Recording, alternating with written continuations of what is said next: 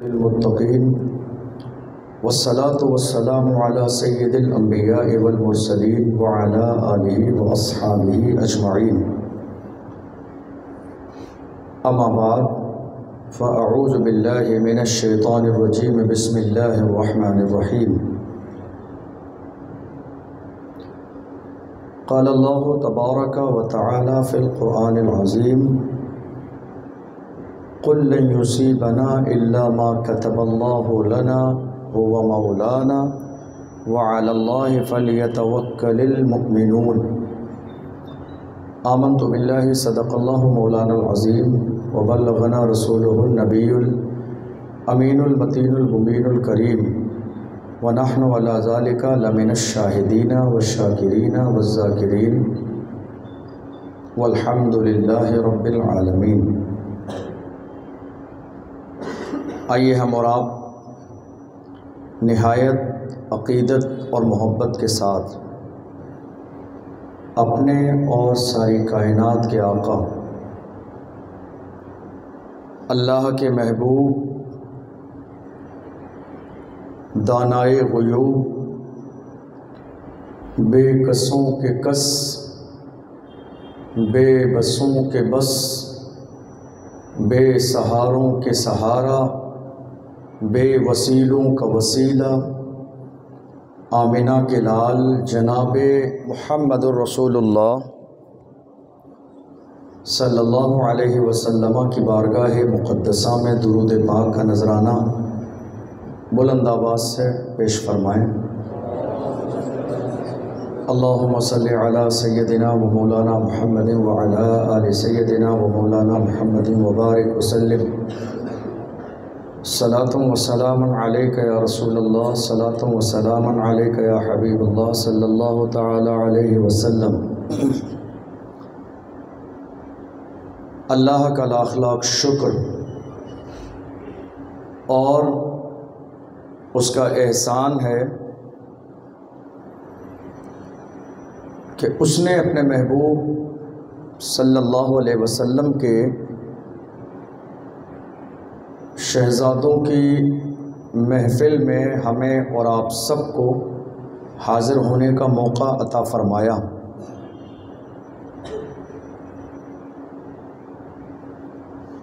ہم اگر اپنے طور پر کوشش کریں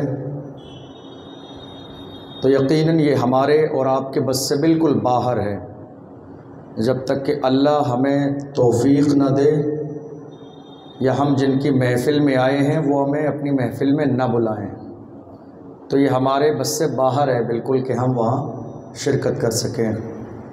خوش نصیب ہیں وہ لوگ کہ جنہوں نے پہلے دن سے لے کر آج تک شہدائے کربلا کے تمام تفصیلی بیانات کو سنا اور انشاءاللہ تاریخ بالکل مکمل ہونے کے قریب ہے تو وہ بھی سماعت کریں گے. دنیا میں ایک بہت بڑی حقیقت ہے کہ جس کا انکار نہیں کیا جا سکتا، اور وہ حقیقت یہ ہے کہ ہم کسی بھی شخص کے بارے میں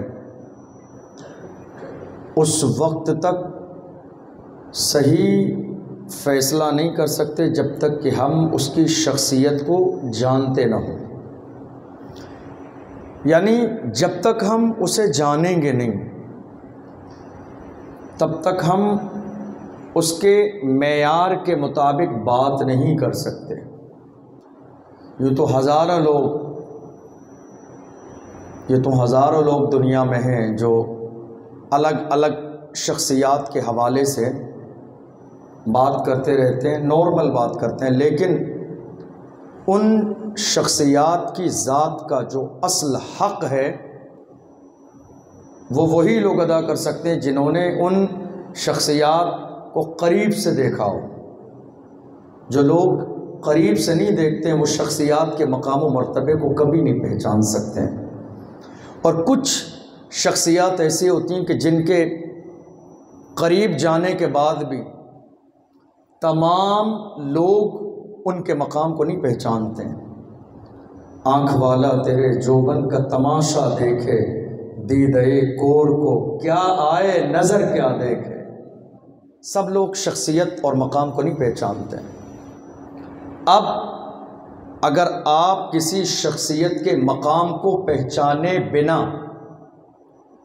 کسی بھی شخصیت کے مقام کو پہچانے بغیر اگر اس شخصیت کی ذات کے بارے میں زبان کھولیں گے تو غلطی کریں گے۔ اس شخصیت کو جانے بغیر اگر اس کے بارے میں بولیں گے تو مسٹیک ہو جائے گی، غلطی کر لیں گے۔ شخصیت الگ الگ ہے، ایک میری اور آپ کی شخصیت ہے کہ اگر ہم ایک دوسرے کی حقیقت کو جانے بنا اپنی رائے دینے لگیں تو یہ غیبت ہوگی۔ کچھ شخصیات ہم سے بڑی ہیں، ان کی شان میں بغیر جانے زبان کھول دیں تو گستاخی ہوگی، اور کچھ شخصیات ایسی ہیں کہ جن کی شان میں جانے بغیر زبان کھولنے سے انسان گمراہ ہو جاتا ہے، اور ان سے بھی بڑے درجے کی شخصیات کچھ ایسی ہیں کہ جن کے مقام کو جانے بغیر اگر انسان زبان کھول دے تو اسلام کے دائرے سے باہر ہو جاتا ہے۔ شخصیات الگ الگ ہیں۔ جب شخصیات الگ ہیں تو ان کا مقام بھی الگ ہے، ان کا حکم بھی الگ ہے۔ ایک ہماری اور آپ کی شخصیت ہے، ہم اور آپ عام انسان ہیں، گنہگار، خطا کار، سیاہ کار، مجرم، بے نمازی، گناہ کرنے والے، ماں باپ کو تکلیف دینے والے، پڑوسیوں کے حقوق نہ ادا کرنے والے، ہزاروں گناہ ہم سے اور آپ سے صبح سے لے کے شام تک ہوتے ہیں۔ یہ ایک ہماری اور آپ کی زندگی ہے۔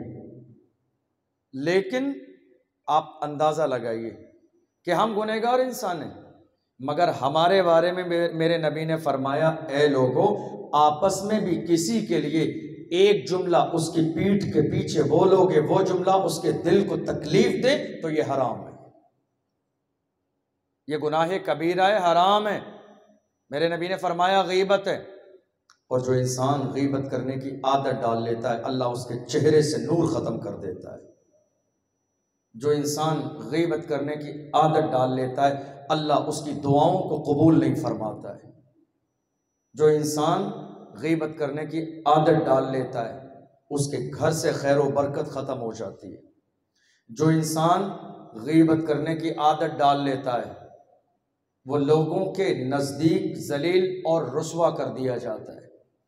جو انسان غیبت کرنے کی عادت ڈال لیتا ہے اس کی عمر کم ہو جاتی ہے۔ جو انسان غیبت کرنے کی عادت ڈال لیتا ہے اس کا رزق تنگ ہو جاتا ہے۔ جو انسان غیبت کرنے کی عادت ڈال لیتا ہے اللہ اس کی دعاؤں کو قبول نہیں فرماتا ہے۔ جو انسان غیبت کرنے کی عادت ڈال لیتا ہے اس کے جسم اور دل سے روحانیت کو ختم کر دیا جاتا ہے۔ جو انسان غیبت کرنے کی عادت ڈال لیتا ہے اللہ اس وقت تک معاف نہیں فرمائے گا جس کی دنیا میں غیبت کی ہے جب تک کہ اس سے معافی نہ مانگ لے۔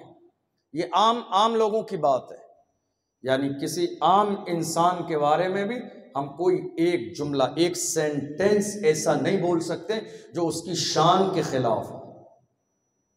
جب عام انسان کے بارے میں نہیں بول سکتے تو اہل بیت کے بارے میں ہماری زبان سے غلط جملہ کیسے نکل سکتا ہے؟ جب عام انسان کے بارے میں ایک جملہ اس کی شان سے چھوٹا کرنے کے لیے بولا جائے تو یہ غیبت ہے، اسلام میں حرام ہے غیبت۔ تو اہل بیت تو وہ ہے کہ جن کے لیے اللہ نے قرآن کی آیتیں نازل فرمائی۔ اہل بیت وہ ہیں کہ جن کے بارے میں میرے نبی نے دنیا سے جاتے جاتے فرمایا تھا دو چیزیں چھوڑ کے جا رہا ہوں، مضبوطی سے تھام لینا، کبھی گمراہ نہیں ہوگے۔ یا رسول اللہ وہ دو چیزیں کون سی ہیں؟ فرمایا ایک قرآن ہے اور ایک میرے گھر والے ہیں، ان کو مضبوطی سے تھام لو، کبھی گمراہ نہیں ہوگے۔ اہل بیت کہ جن کی محبت میرے نبی نے ہمارے لیے لازم قرار دی۔ اہل بیت کہ جن کے بارے میں میرے نبی نے فرمایا من مات علی حب آل محمد مات شہیدا، جو اہل بیت کی محبت دل میں لے کے مر جائے اللہ اسے شہادت کا مرتبہ عطا فرماتا ہے۔ جو اہل بیت کی محبت دل میں لے کے مرے رسول فرماتے ہیں من مات علی حب آل محمد بشرہ ملک الموت بالجنہ۔ یہ لائن جو میں نے حدیث کی پڑھی ہے یہ مجھے اتنی پسند ہے، میں کوشش کرتا ہوں ہر تقریر میں یہ لائن ضرور آنی چاہیے، بہت پسند ہے مجھے۔ میرے نبی فرماتے ہیں جو اہل بیت کی محبت اپنے دل میں رکھ لیتا ہے اور اس کے مرنے کا وقت قریب آتا ہے تو روح نکالنے والا فرشتہ آتا ہے، روح نکالنے سے پہلے بتا دیتا ہے روح نکال رہا ہوں، گھبرا نہیں، تیرا ٹھکانہ جنت ہے۔ روح نکالنے سے پہلے فرشتہ بتا دیتا ہے گھبرا نہیں، تیرا ٹھکانہ جنت ہے۔ میرے نبی فرماتے ہیں من مات علی حب آل محمد جعل اللہ لہ قبرہ مزارا لملائکۃ الرحمہ۔ میرے نبی فرماتے ہیں جو اہل بیت کی محبت اپنے دل میں لے کے دنیا سے جاتا ہے اسے زمین میں دفن کر دیا جاتا ہے، قبر بنانی جاتی ہے، مگر اس کی قبر پر اللہ فرشتوں کو بھیجتا ہے جو اس کی قبر کا طواف کرتے ہیں احترام کی وجہ سے کہ اس قبر والے کے دل میں اہل بیت کی محبت تھی۔ اہل بیت رسول اللہ کے گھر والے مصطفیٰ کریم صلی اللہ علیہ وسلم نے جن کے ناز اٹھائے، میرے نبی نے جن کے نخرے اٹھائے، میرے نبی نے جن کی کسی بات کو ٹالا نہیں، میرے نبی نے کبھی ان کے کسی ایک جملے پہ چہرہ نہیں بگاڑا۔ میرے آقا صلی اللہ علیہ وسلم تو ہمیشہ فرماتے تھے اے لوگوں مجھے کچھ نہیں چاہیے۔ صحابہ اکرام نے آپس میں مشورہ کیا کہ اللہ کے رسول صلی اللہ علیہ وسلم ہمارے لیے اتنا کچھ کرتے ہیں دین سکھانے کے لیے، حضور اپنا کوئی ذاتی کاروبار نہیں کرتے، حضور کو وقت ہی نہیں ملتا ہے کاروبار کرنے کے لیے، دین اور اسلام سکھانے کے لیے حضور کا 24 گھنٹے کا وقت ہمارے لیے وقف ہے، اس لیے حضور کی اپنی زندگی میں کوئی مال اور منال نہیں ہے، حضور کی بیویاں بھی ہیں، بچے بھی ہیں، حضور کی بھی زندگی ہے، لہٰذا ہم لوگ آپس میں کچھ نذرانہ اکٹھا کر کے حضور کی بارگاہ میں پیش کر دیں۔ لوگوں نے اکٹھا کیا آپس میں اور لے کے حضور کی بارگاہ میں گئے، یا رسول اللہ آپ ہمیں دین سکھاتے ہیں، ہم آپ کے لیے تھوڑا سا نذرانہ اکٹھا کیا، یا رسول اللہ قبول فرما رہے ہیں، ہمارے لیے خوش قسمتی ہوگی۔ اسی موقع پر اللہ نے اس آیت کو نازل فرمایا تھا اے محبوب اعلان فرما دو میں نے تمہیں جو دین سکھایا ہے مجھے تم سے اس کا بدلہ نہیں چاہیے، تم دنیا کے تھوڑے سے مال دے کر بدلہ نہیں دے سکتے، اگر تم کچھ کرنا ہی چاہتے ہو تو اتنا کرنا میرے بعد میرے گھر والوں سے محبت رکھنا۔ میرے نبی نے فرمایا لا اسألکم علیہ اجرا، تم سے مجھے بدلہ نہیں چاہیے، تم بدلہ نہیں دے سکتے، الا المودۃ فی القربہ، میرے رسول نے فرمایا گھر والوں سے مودت کرنا۔ میں نے یہ بات ایک بار اور بتائی، پھر بتاتا ہوں آپ کو، بڑا مزہ آئے گا۔ حضور نے فرمایا الا المودۃ فی القربہ، قرآن کی آیت، مودت جس کا مطلب ہے محبت، مودت قرآن میں ہے الا المودۃ فی القربہ، میرے رشتہ داروں سے محبت کرنا، گھر والوں سے۔ لیکن کمال یہ ہے کہ قرآن میں لفظ مودت تو آیا، محبت کیوں نہیں آیا؟ حالانکہ مطلب ایک ہی ہے دونوں کا، الا المحبۃ فی القربہ بھی ہو سکتا تھا، لیکن نہیں، الا المودۃ فی القربہ، قرآن میں محبت نہیں مودت آیا، حالانکہ محبت کا مطلب بھی محبت، مودت کا مطلب بھی محبت، دونوں کا مطلب ایک ہے، مگر اللہ نے لفظ مودت کو بیان کیا، محبت کو نہیں، کیوں؟ فرق ہے، معنی ایک ہی ہے، دونوں کا مطلب ایک ہی ہے، مگر معمولی سا فرق ہے۔ معمولی سا فرق یہ ہے کہ لفظ محبت میں محبت کے ساتھ ساتھ گنجائش بھی ہے کہ اس محبت میں زندگی میں کبھی نہ کبھی بغاوت کا پہلو آ سکتا ہے، لفظ محبت میں بغاوت باقی ہے، لفظ محبت میں بغاوت کی گنجائش ہے، مگر جہاں جہاں لفظ مودت بولا جاتا ہے وہاں صرف جب تک زندہ رہے صرف محبت کا پہلو ہے، کبھی بغاوت کی گنجائش نہیں ہے۔ اللہ نے قرآن میں محبت نہیں مودت کہا، اے لوگوں میرے گھر والوں سے ایسی محبت کرنا جب تک زندہ رہو، کبھی بغاوت کا تمہارے ذہن میں خیال بھی نہیں آئے۔ قرآن نے محبت نہیں کہا، مودت کہا۔ قرآن کا ہر ایک جملہ، قرآن کا ہر ایک سینٹنس کوئی نہ کوئی معنی رکھتا ہے، بغیر معنی کے کوئی لفظ اور جملہ نہیں ہے۔ محبت نہیں کہا، مودت کہا، تاکہ صرف جب تک زندہ رہو محبت کرنا۔ اہل بیت رسول کے گھر والے، اللہ کے محبوب صلی اللہ علیہ وسلم نے اپنے گھر والوں کا مقام بتایا، تو ہم بات کر رہے تھے کہ جب تک ہم شخصیات کے مقام کو نہیں سمجھیں گے تب تک ہم ان کی شان کے لائق گفتگو نہیں کر سکتے۔ اب اگر یہ بات سمجھ آ گئی تو بات کو آگے بڑھائیے۔ میرے نبی نے پوری زندگی ہر موقع پر ہر جگہ حسین ہی کے لیے تقریر کیوں کی؟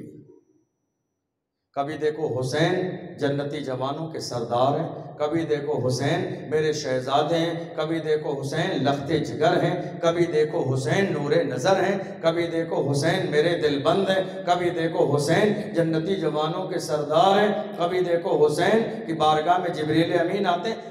ہر موقع پر میرے نبی نے حسین کا مقام بیان کیا، ہر موقع پر۔ کیوں؟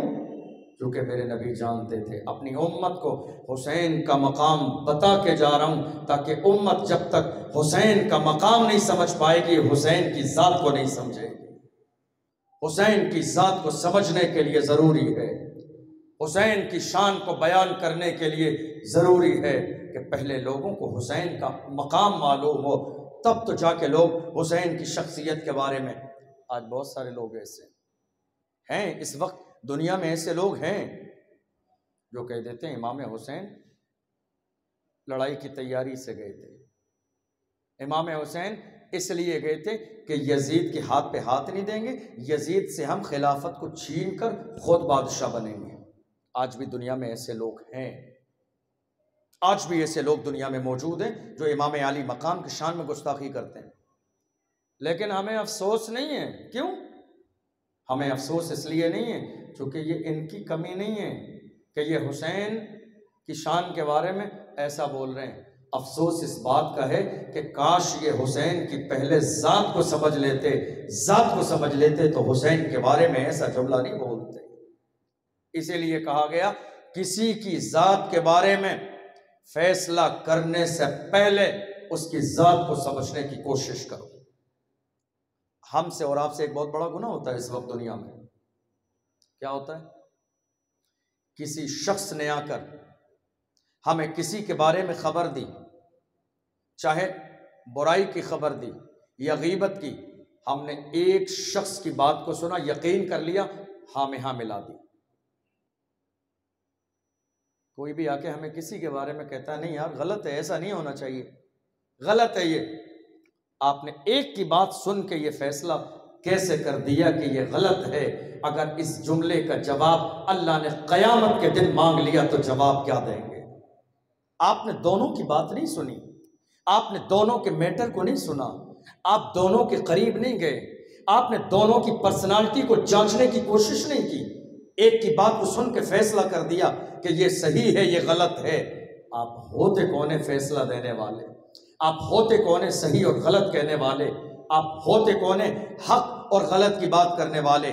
میرے رسول نے فرمایا کسی کی ذات کو صحیح اور غلط کہنے سے پہلے اس ذات کے قریب جا کے ذات کو سمجھو، جب ذات کو سمجھو گے تو فیصلہ صحیح دے پاؤ گے، اور کسی ایک کی بات کو سننے کے بعد میں فیصلہ دو گے تو تم جہنمی بن جاؤ گے، خود بھی گنہگار ہوگے اور اپنا ٹھکانہ جہنم میں دیکھو گے۔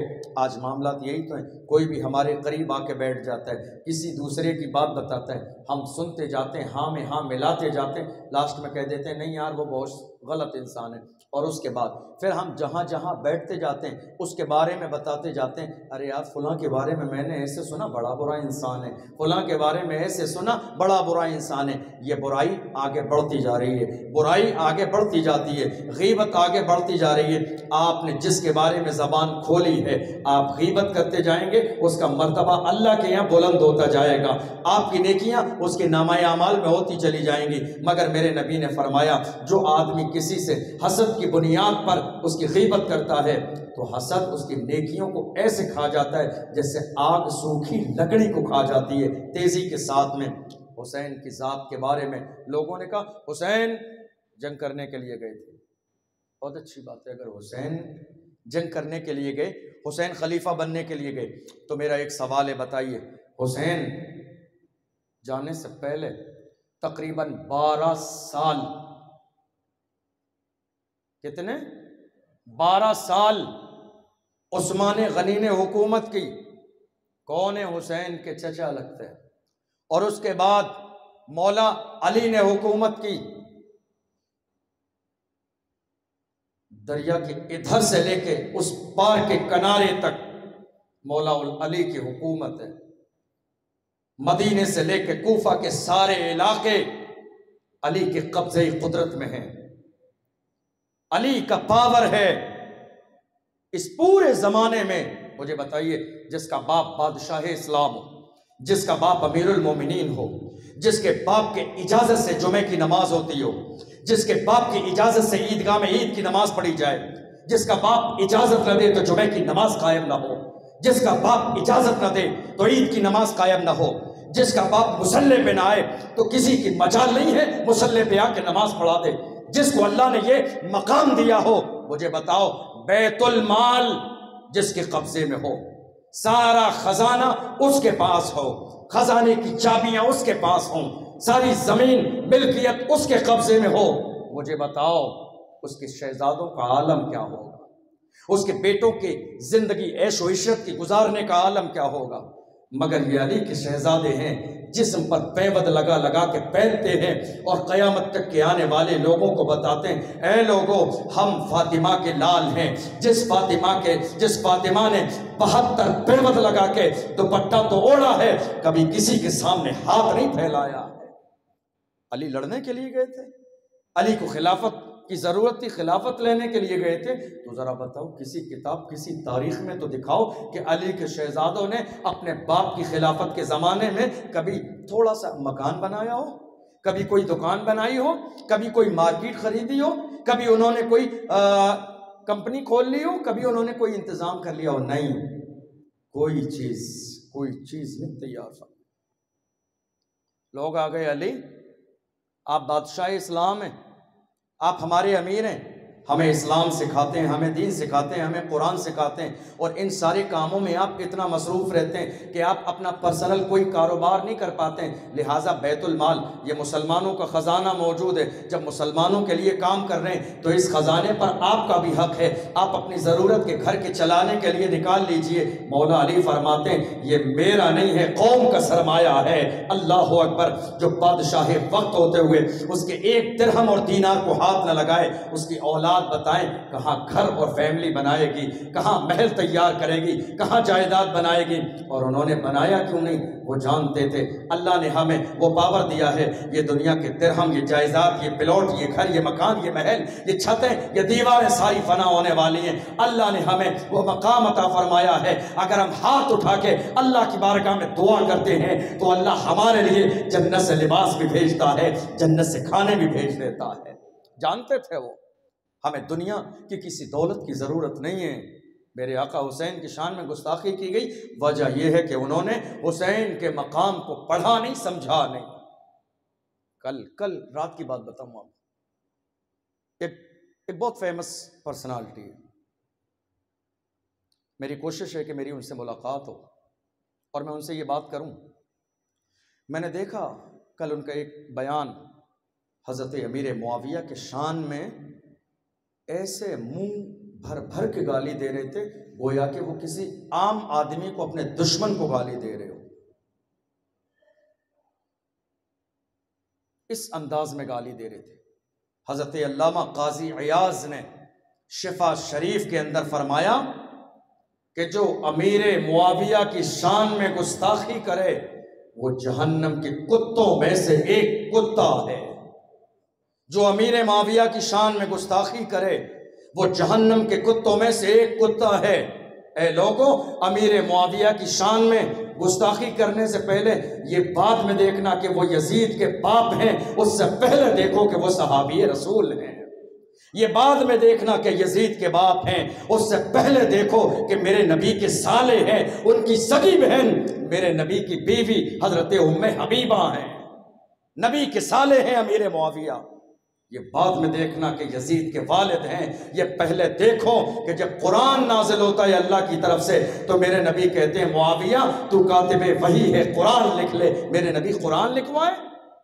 آپ اندازہ لگائیے، قرآن اللہ کی کتاب ہے، قرآن نازل ہو رہا ہے، قرآن اللہ کی کتاب ہے، کیا اللہ کی طرف سے جبریل قرآن لے کے آئیں؟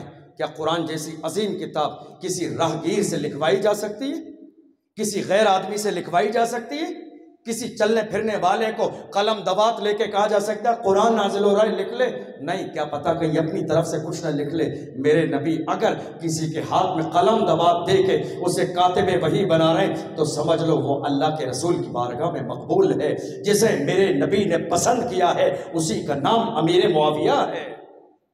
میرے نبی نے جس کو پسند کیا ہے کاتب وحی ہونے کے لیے امیر معاویہ ہے، لیکن لوگوں نے شان میں گستاخی اس لیے کی ہے کہ انہوں نے امیر معاویہ کی شان کو سمجھا نہیں ہے۔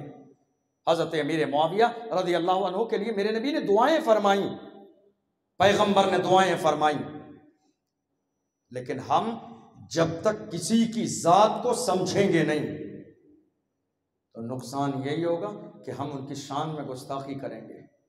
عام انسان کی شان میں گستاخی کریں گے، غیبت ہوگی۔ اس سے بڑے کی شان میں گستاخی کریں گے تو شان میں گستاخی ہو جائے گی۔ اس سے بڑے کی شان میں گستاخی کریں گے، گمراہ ہو جائیں گے، اور بڑے کی شان میں گستاخی کریں گے، اسلام سے باہر ہو جائیں گے۔ اسی لیے میرے نبی نے فرمایا قیامت کے دن ہزاروں لاکھوں لوگ جہنم میں جائیں گے، نماز پڑھی ہوگی، روزہ رکھا ہوگا، حج کیا ہوگا، زکوٰۃ دی ہوگی۔ میں حیران ہوں یا رسول اللہ، نماز پڑھنے کے بعد جہنم میں جائیں گے، روزہ رکھنے کے بعد جہنم میں جائیں گے، حج کرنے کے بعد جہنم میں جائیں گے، زکوٰۃ دینے کے بعد جہنم میں جائیں گے؟ ہاں، نماز کے بعد جہنمی ہوں گے، روزے کے بعد جہنمی ہوں گے، حج کے بعد جہنمی ہوں گے، زکوٰۃ دینے کے بعد جہنمی ہوں گے۔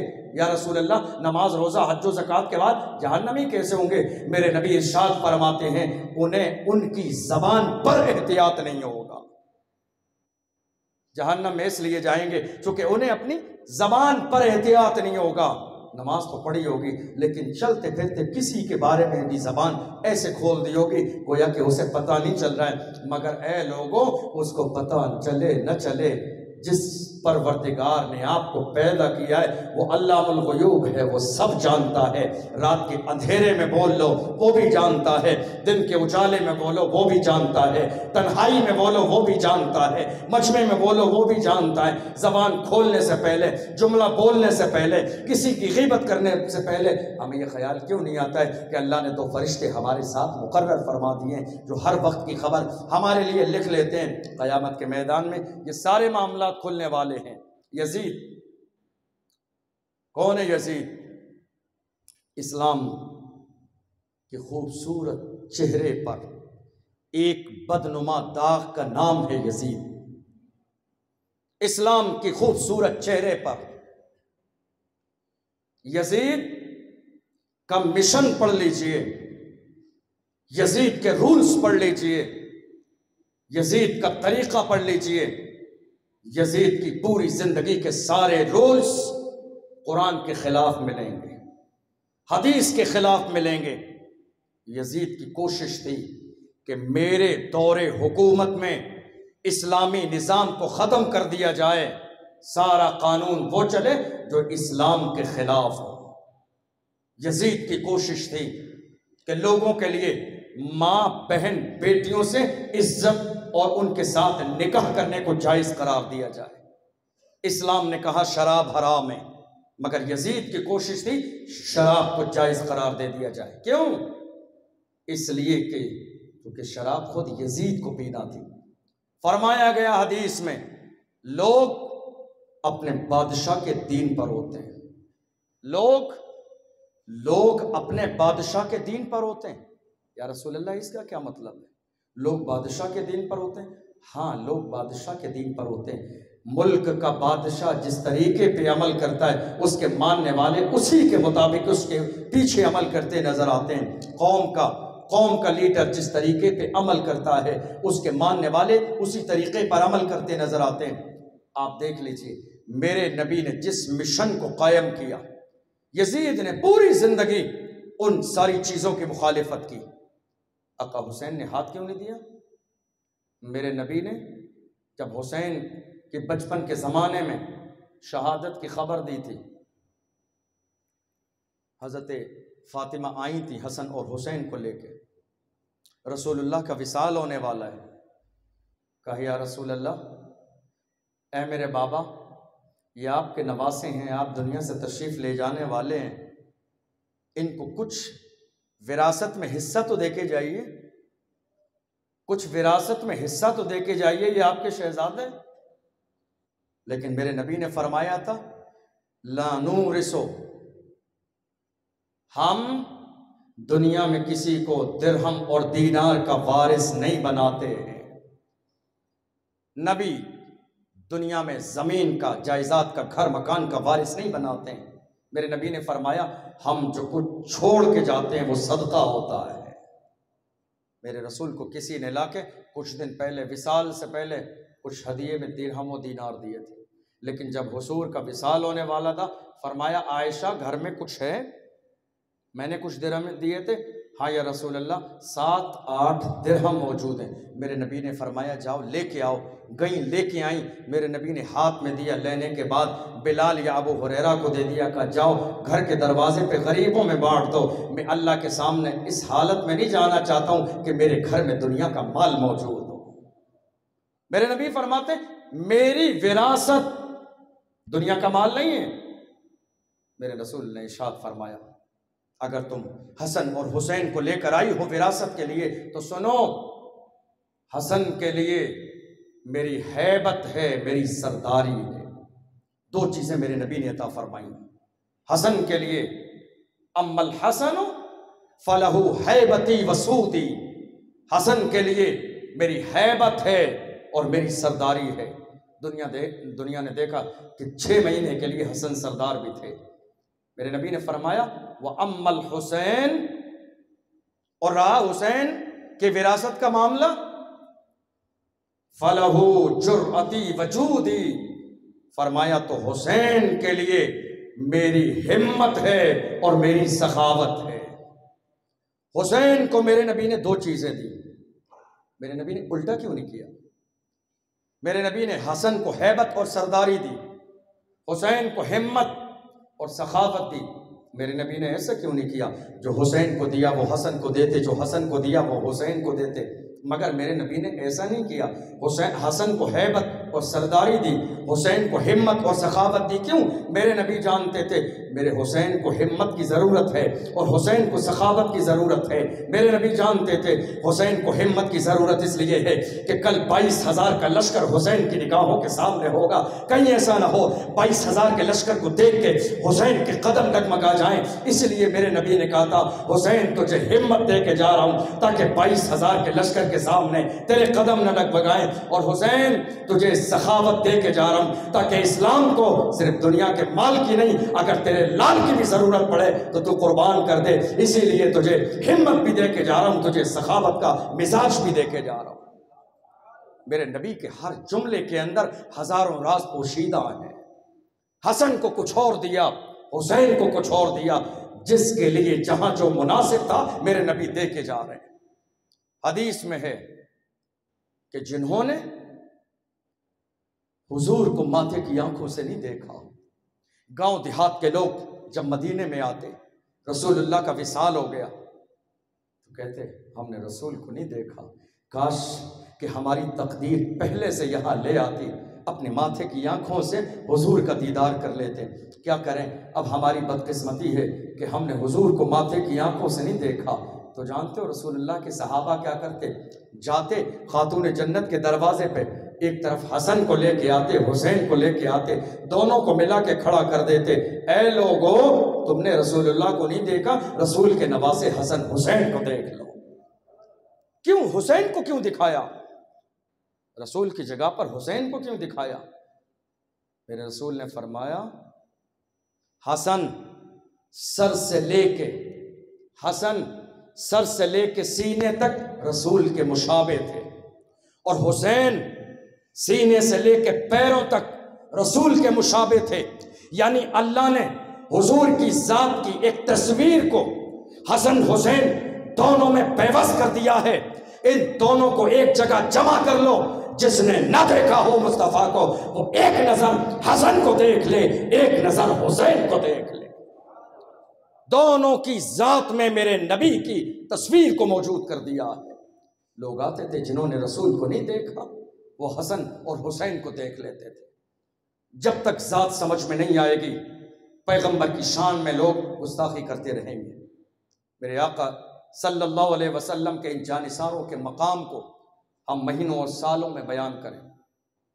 میں اپنی بات بتاؤں آپ کو، پڑھنے کے زمانے سے اللہ جانتا ہے 10 سال سے زیادہ ہو گئے مجھے محرم میں ان 10 دنوں میں تقریر کرتے ہوئے 10 سال سے زیادہ ہو گئے۔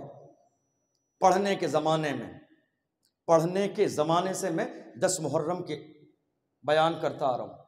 جس وقت میں مصر میں تھا الازہر یونیورسٹی میں، تو وہاں سے بھی 10 دن کے پروگرام کے لیے میں ہندوستان آتا تھا۔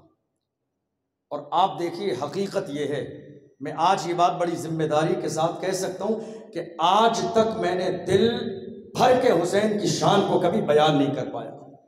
اللہ نے جتنی شان آقا حسین کو عطا فرمائی ہے، ہم کہہ نہیں سکتے کہ ہم نے دل بھر کے حق ادا کر دیا۔ حق تو یہ ہے کہ حق ادا نہ ہوا، حق تو یہ ہے کہ حق ادا نہ ہوا۔ حضرت امام مسلم کو جب کوفہ کی سرزمین پر شہید کیا گیا تھا، آپ نے سنا تھا کہ ان کے ساتھ 2 بچے بھی آئے تھے، ان کے 2 شہزادے، کتنے بڑے؟ 7 اور 8 سال کے۔ اب ذرا سا دنیا کے خیال کو چھوڑ دیجیے، آپ کاروبار اور گھر کو بھول جائیے، ذرا سا اپنے دماغ کو اور ذرا سا فیلنگ کو بیدار کیجیے، اور ذرا سا اپنی نگاہوں کے سامنے نقشہ کھینچیے کہ وہ انداز کیا رہا ہوگا۔ 7 اور 8 سال کے 2 شہزادے جو حضرت مسلم کے ساتھ آئے تھے۔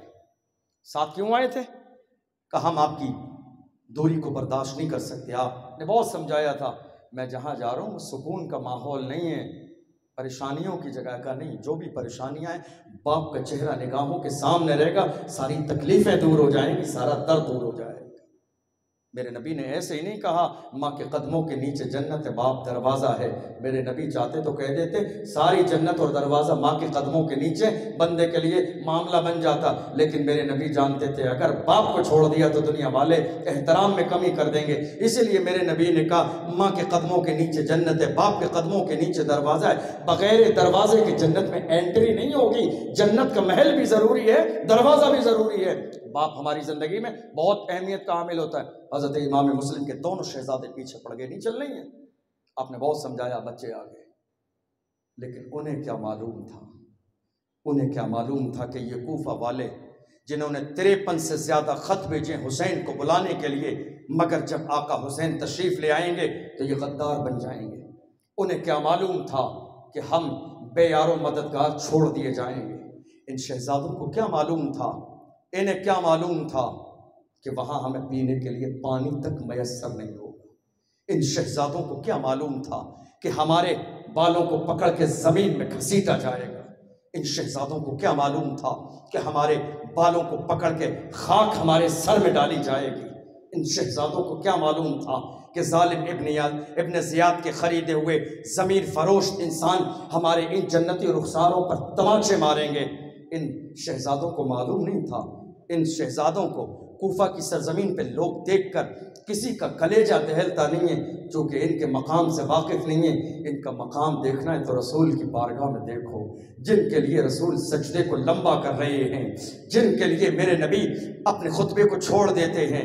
اللہ اکبر، رسول نے اپنی اولاد کا مقام، حسین کا مقام، حسن کا مقام، اپنی قیامت تک کی آنے والی اولادوں کا مقام میرے نبی نے اپنے انداز میں بیان فرمایا ہے، تاکہ کسی اور کی محتاجی نہ رہے یہ جاننے کے لیے کہ مصطفیٰ کے شہزادوں کا مقام کیا ہے۔ اہل بیت کا مقام یہ ہے کہ صرف ہم اور آپ ان سے محبت نہیں کرتے، جنات بھی ان سے محبت کرتے ہیں، انسان بھی ان سے محبت کرتے ہیں، درخت بھی ان سے محبت کرتے ہیں، پتھر بھی ان سے محبت کرتے ہیں، اور تو اور زمین پر جتنے جانور ہیں وہ اہل بیت سے محبت کرتے ہیں۔ صرف انسان نہیں، صرف چرند و پرند نہیں، صرف جنات نہیں، جانوروں کے دلوں میں اللہ نے حسین کی محبت کو ڈال دیا ہے۔ اہل بیت کی محبت دلوں میں ہے۔ مجھے یاد آتا ہے بچپن کے زمانے میں ان رسول کے شہزادوں کو ان کوفہ والوں نے زمین میں گھسیٹا ہے، انہیں معلوم نہیں ہے۔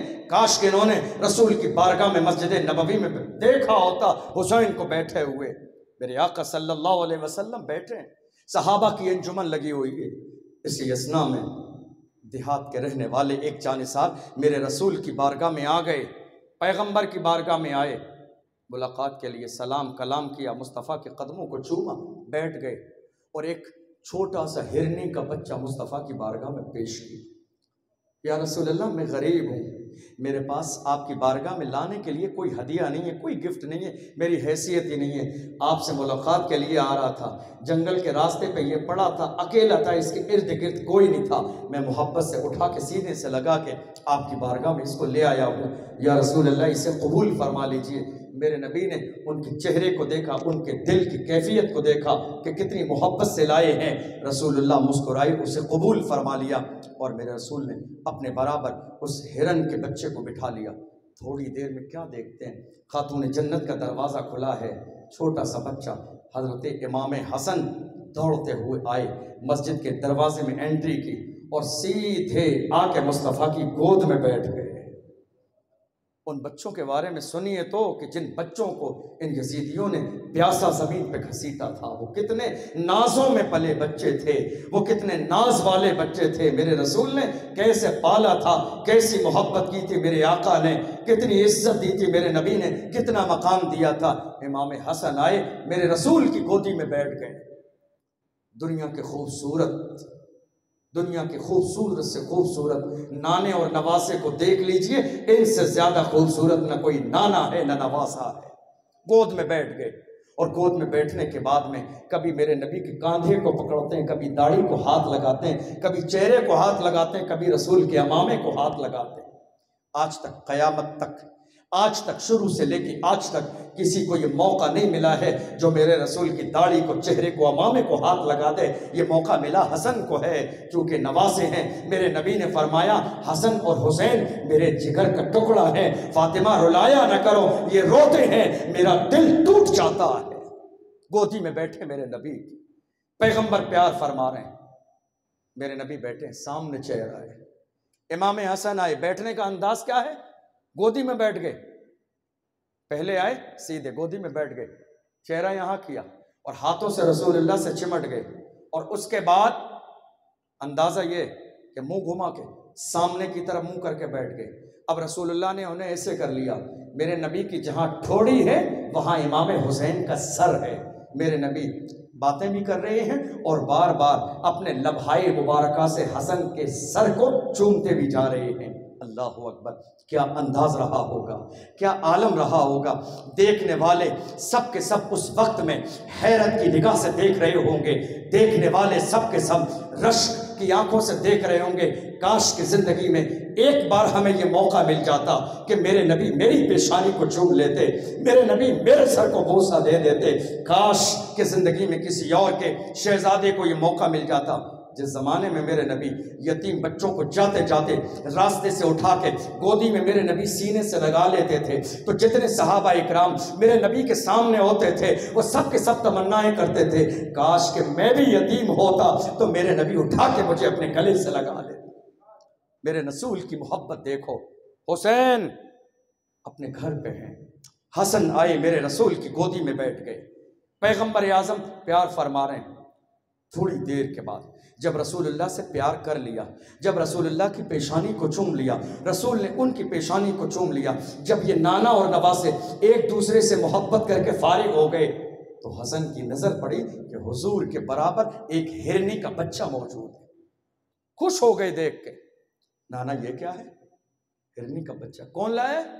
یہ میرے جانثار ہیں، گاؤں سے آ رہے تھے، راستے میں ملا، لے کے آ گئے، مجھے دے دیں یا رسول اللہ، مجھے دے دیں، مجھے مل جائے گا۔ کہا حسن ایسا ہو سکتا ہے کہ سوال تو کرے اور تجھے ہاں نہ کیا جائے؟ ایسا ہو سکتا تجھے نہ ملے؟ حسن تیرے نانا کا دربار وہ دربار ہے کہ یہاں آنے والی بدر کے میدان میں میرے چچا حمزہ کے کلیجے کو چبانے والی جب ہند آئی تھی تو میں نے اپنے در پہ اس کو بھی بیٹھنے کی جگہ عطا فرمائی تھی۔ میرے در کو دیکھنے والے جانتے ہیں میں نے کبھی دشمن کو بھی خالی ہاتھ واپس نہیں لوٹایا ہے۔ حسن سب کچھ تیرے لیے ہے، تیرے لیے ہے، اٹھا لے۔ امام حسن نے اٹھایا اس ہرنی کے چھوٹے سے بچے کو۔ اندازہ لگائیے، اندازہ لگائیے کہ حسین وہ ہیں کہ جس سے جانور بھی محبت کرتے ہیں۔ اس کا مطلب یہ ہوا کہ یزیدی یہ جانوروں سے بھی گئے گزرے نکل گئے کہ جانور حسین سے محبت کریں، اور یزیدی حسین کے شہزادوں کی شان میں گستاخی کریں۔ حسن نے اٹھایا، سینے سے لگایا، تھوڑی دیر کھیلتے رہے۔ کھیلنے کے بعد میں کہا نانا لے جاؤں گھر پہ، گھر پہ لے جاؤں، نانا گھر پہ لے جاؤں؟ فرمایا حسن یہ تمہاری ملکیت ہے، چاہو یہاں کھیلو چاہے گھر پہ لے جاؤ۔ آپ ذرا تصور کی دنیا میں دیکھیے اور غور کیجئے کہ آپ رسول کی بارگاہ میں بیٹھے ہیں، رسول اللہ سامنے ہیں، حسن سامنے ہیں، اور یہ منظر ہو رہا ہے اور ہماری نگاہوں کے سامنے ہو رہا ہے۔ اللہ اکبر، کتنے خوش نصیب تھے وہ صحابہ اکرام کہ جن کے سامنے یہ نانا اور نواسے کی گفتگو چل رہی تھی۔ عرش اعظم کے فرشتے بھی رش کر رہے تھے، جنت کی حوریں بھی رش کر رہی تھیں نانا اور نواسے کی محبت پر۔ حسن نے ہرنی کے بچے کو اٹھایا، اٹھانے کے بعد سینے سے لگایا، سیدھے خاتون جنت کے گھر کے اندر چلے گئے۔ جب گئے گھر میں جا کے کھیلنے لگے، تھوڑی دیر کے بعد امام حسین رضی اللہ عنہ، بچپن کا زمانہ ہے، جب گھر میں آئے، کیا کر رہے ہو بھائی حسن؟ کہ نانا نے مجھے ہرنی کا بچہ دیا، کھیل رہا ہوں، مجھے بھی دے دو؟ کہ نہیں، نانا نے مجھے دیا ہے، بچپن کا زمانہ ہے، نانا نے مجھے دیا ہے کھیلنے کے لیے، مجھے بھی دے دو؟ نہیں، نانا نے دیا ہے، تمہیں چاہیے جاؤ نانا کے پاس چلے جاؤ، ایک اور لے کے آ جاؤ، تمہیں چاہیے نانا کے پاس جاؤ، نانا تمہیں ایک اور دے دیں گے، نانا کے پاس لینے کے لیے چلے جاؤ۔ امام حسین نے کہا نہیں، اب تم لے کے آئے گئے ہو، کھیلنا ہی تو ہے، تھوڑی دیر کے لیے مجھے دے دو۔ بچپن کا زمانہ ہے، کہیں نہیں، یہ تو نانا نے مجھے دیا ہے، میرے نبی نے مجھے دیا ہے، میرے نانا نے مجھے دیا ہے، تم جاؤ نا حضور، سامنے نانا مسجد میں بیٹھے، تمہیں لگتا ہے منع کر دیں گے؟ تمہیں لگتا ہے انکار کر دیں گے؟ تمہیں لگتا ہے خالی ہاتھ واپس لوٹائیں گے؟ وہ جنہوں نے کسی دشمن کو خالی ہاتھ واپس نہیں کیا وہ تمہیں لوٹا دیں گے؟ جاؤ نانا کے پاس، نانا کے پاس جاؤ، خالی ہاتھ نہیں لوٹائیں گے، نانا کے پاس جاؤ، جا کے تم سوال نہیں کرو گے، سوال کرنے کی دیر نہیں ہوگی، اس سے پہلے میرے نانا تیری دامن کو بھرتے ہوئے نظر آئے گے۔ اللہ اکبر۔ امام حسن اور امام حسین میں بات ہوتی رہی، نہیں دو گے؟ نہیں، نانا نے مجھے دیا ہے، تم نانا کی بارگاہ میں لینے چلے جاؤ۔ ٹھیک ہے جاتا ہوں، اب گھر میں واپس تب آؤں گا، اب گھر میں واپس تب آؤں گا جب کہ میرے نانا مجھے ہرنی کا بچہ دے دیں، تب آؤں گا، دیکھ لینا تم۔ امام حسین یہ جملہ محبت میں بول کے نکلے۔ یہ واقعہ میں جانتے ہو آپ کو کیوں سنا رہا ہوں؟ یہ واقعہ امام حسین کا بچپن گزر چکا ہے، ہم نے بیان کر دیا، لیکن یہ واقعہ میں اس لیے سنا رہا ہوں تاکہ آنے والے وقت میں آپ یزید کے کارنامے دیکھیں گے کوفہ کی سرزمین پر، تاکہ آپ کو پتہ چل جائے حسین وہ ہیں کہ جن سے جنگل کے جانور بھی محبت کرتے ہیں۔ حسین گئے نانا کی بارگاہ میں، گودی میں جا کے بیٹھ گئے، محبت کیا، نانا نے نواسے کی پیشانی کو چوما، نواسے نے نانا کی پیشانی کو چوما، محبت کرنے کے بعد کہا نانا آپ نے حسن کو ہرنی کا بچہ دیا ہے؟ ہاں حسین میں نے ہرنی کا بچہ دیا ہے، تو ایک مجھے بھی دیجیے، ایک مجھے بھی دیجیے۔ کہا حسین وہ ہرنی کا بچہ تو ایک ہی تھا، میرے ایک جانثار گاؤں سے آئے تھے، راستے میں ملا، انہوں نے چاروں طرف نظر دوڑائی، کوئی یارو مددگار نظر نہیں آیا، انہیں لگا کہ کہیں بچہ اکیلا نہ ہو، اس لیے محبت سے اٹھا کے لے آئے، اور وہ اٹھا کے اس لیے لے آئے، حالانکہ دنیا کا کوئی انسان یہ سوچ سکتا ہے کیا پتہ کسی اور کا ہو، تو اٹھا کے کیوں لے آئے بغیر اجازت کے؟ مگر اٹھا کے اس لیے لے آئے کہ اس کائنات میں جو کچھ ہے اس کے مالک مدینے والے مصطفیٰ ہیں، یہ مسئلہ میرے اور آپ کے لیے ہے کہ یہ تیرا ہے یہ میرا ہے، یہ میرا ہے یہ تیرا ہے، مدینے والے مصطفیٰ کے لیے نہ کوئی میرا ہے نہ تیرا ہے، کائنات کا ہر ذرہ اللہ نے مدینے والے مصطفیٰ کے صدقے میں پیدا فرمایا۔ وہ لے آئے، وہ جنگل سے اس لیے لے آئے کہ اے ہرنی کے بچے میں تجھے اس لیے لے کے جا رہا ہوں کہ اس کائنات میں اس بارگاہ سے بہتر جگہ تجھے کہیں اور نہ ملے گی، تجھے اس سے بہتر جگہ نہیں ملے گی۔ اٹھایا لے آئے، میرے نبی نے فرمایا ایک ہی بچہ لائے تھے، وہ تو ایک ہی بچہ لائے تھے، تم جاؤ اسی کے ساتھ کھیلو۔ کا نہیں، میں تو حسن سے کہہ کے آیا ہوں گھر میں واپس جب آؤں گا جب بچہ لے کے آؤں گا، اب آپ بچہ دیجئے ورنہ بات خراب ہو جائے گی۔ میں کہہ کے آیا ہوں گھر میں واپس تب آؤں گا جب میں بچہ لے کے آؤں گا۔ اللہ اکبر۔ میرے آقا سمجھا رہے ہیں حسین ایک ہی تو بچہ تھا، یہ ایک بچہ لے کے آئے تھے، دوسرا اگر بچہ ہوتا تو میرے حسین کیا تم نہیں جانتے ہو تم سے زیادہ کوئی چیز امپورٹنٹ ہے میرے لیے؟ تم سے زیادہ کوئی اہم ہے میرے لیے؟ اے حسین تیری خوشی سے زیادہ میرے لیے کوئی چیز اہم ہے؟ اے حسین کیا تجھے وہ دن یاد نہیں ہے بچپن کے زمانے میں ایک طرف میری گود میں آپ تھے اور ایک طرف میری گودی میں میرے شہزادے ابراہیم تھے، ایسے عالم میں فرشتے نے آ کے کہا تھا اللہ ان دونوں کو آپ کے پاس جمع نہ رہنے دے گا، ایک کو پسند فرما لیں۔ اے حسین میں نے تمہارے لیے اپنے بیٹے کو واپس کر دیا ہے، تمہیں پسند کیا ہے۔ اے میرے بیٹے کیا تم سے زیادہ کوئی چیز میرے لیے اہم ہے؟ اللہ کے محبوب صلی اللہ علیہ وسلم نے امام حسین کو سمجھایا۔ صحابہ اکرام بیٹھے اس گفتگو کو دیکھ رہے ہیں، اس محبت کے انداز کو دیکھ رہے ہیں، سب کے سب دل میں مسکرا رہے ہیں۔ نانا اور نواسے کی گفتگو کو دیکھ کر دنیا کی حیرت کی انتہا نہ رہی۔ لوگوں نے دیکھا، ہواؤں نے دیکھا، فضاؤں نے دیکھا، اس کائنات کے ذرے ذرے نے دیکھا کہ اسی گفتگو کے دوران کہ میرے نبی حسین کو سمجھا رہے تھے ایک ہی بچہ ہے، دنیا نے دیکھا کہ ہرنی دوڑتی ہوئی اپنے ایک بچے کو اور لے کر مسجد نبوی کے دروازے پہ حاضر ہو گئی۔ ہرنی، ایک جانور کی بات کر رہا ہوں، حسین کی محبت دیکھیں۔ آپ حسین کی محفل میں بیٹھیں، خوش قسمت ہیں آپ، قسمت پہ ناز کیجئے، چونکہ حسین وہ ہیں کہ جن سے دنیا کے جانور بھی محبت کرتے ہیں۔ ہرنی ایک بچے کو لے کے آ گئی اور آنے کے بعد میرے رسول کی بارگاہ میں سلام پیش کیا۔ اللہ نے اسے بولنے کی طاقت دی، اس نے اپنے انداز میں کہا۔ اب کسی کے ذہن میں یہ بات نہ آ جائے کہ ہرنی نے حضور سے بات کیسے کی؟ ارے ہرنی تو پھر جانور ہے۔ مقام مصطفیٰ یہ ہے کہ کنکر بھی حضور کو دیکھ کر کلمہ پڑھتے نظر آتے ہیں، ہرنی تو پھر جانور ہے۔ ان کنکروں کو دیکھ لو، چہرے مصطفیٰ کو دیکھتے ہیں تو کلمہ پڑھ دیتے ہیں۔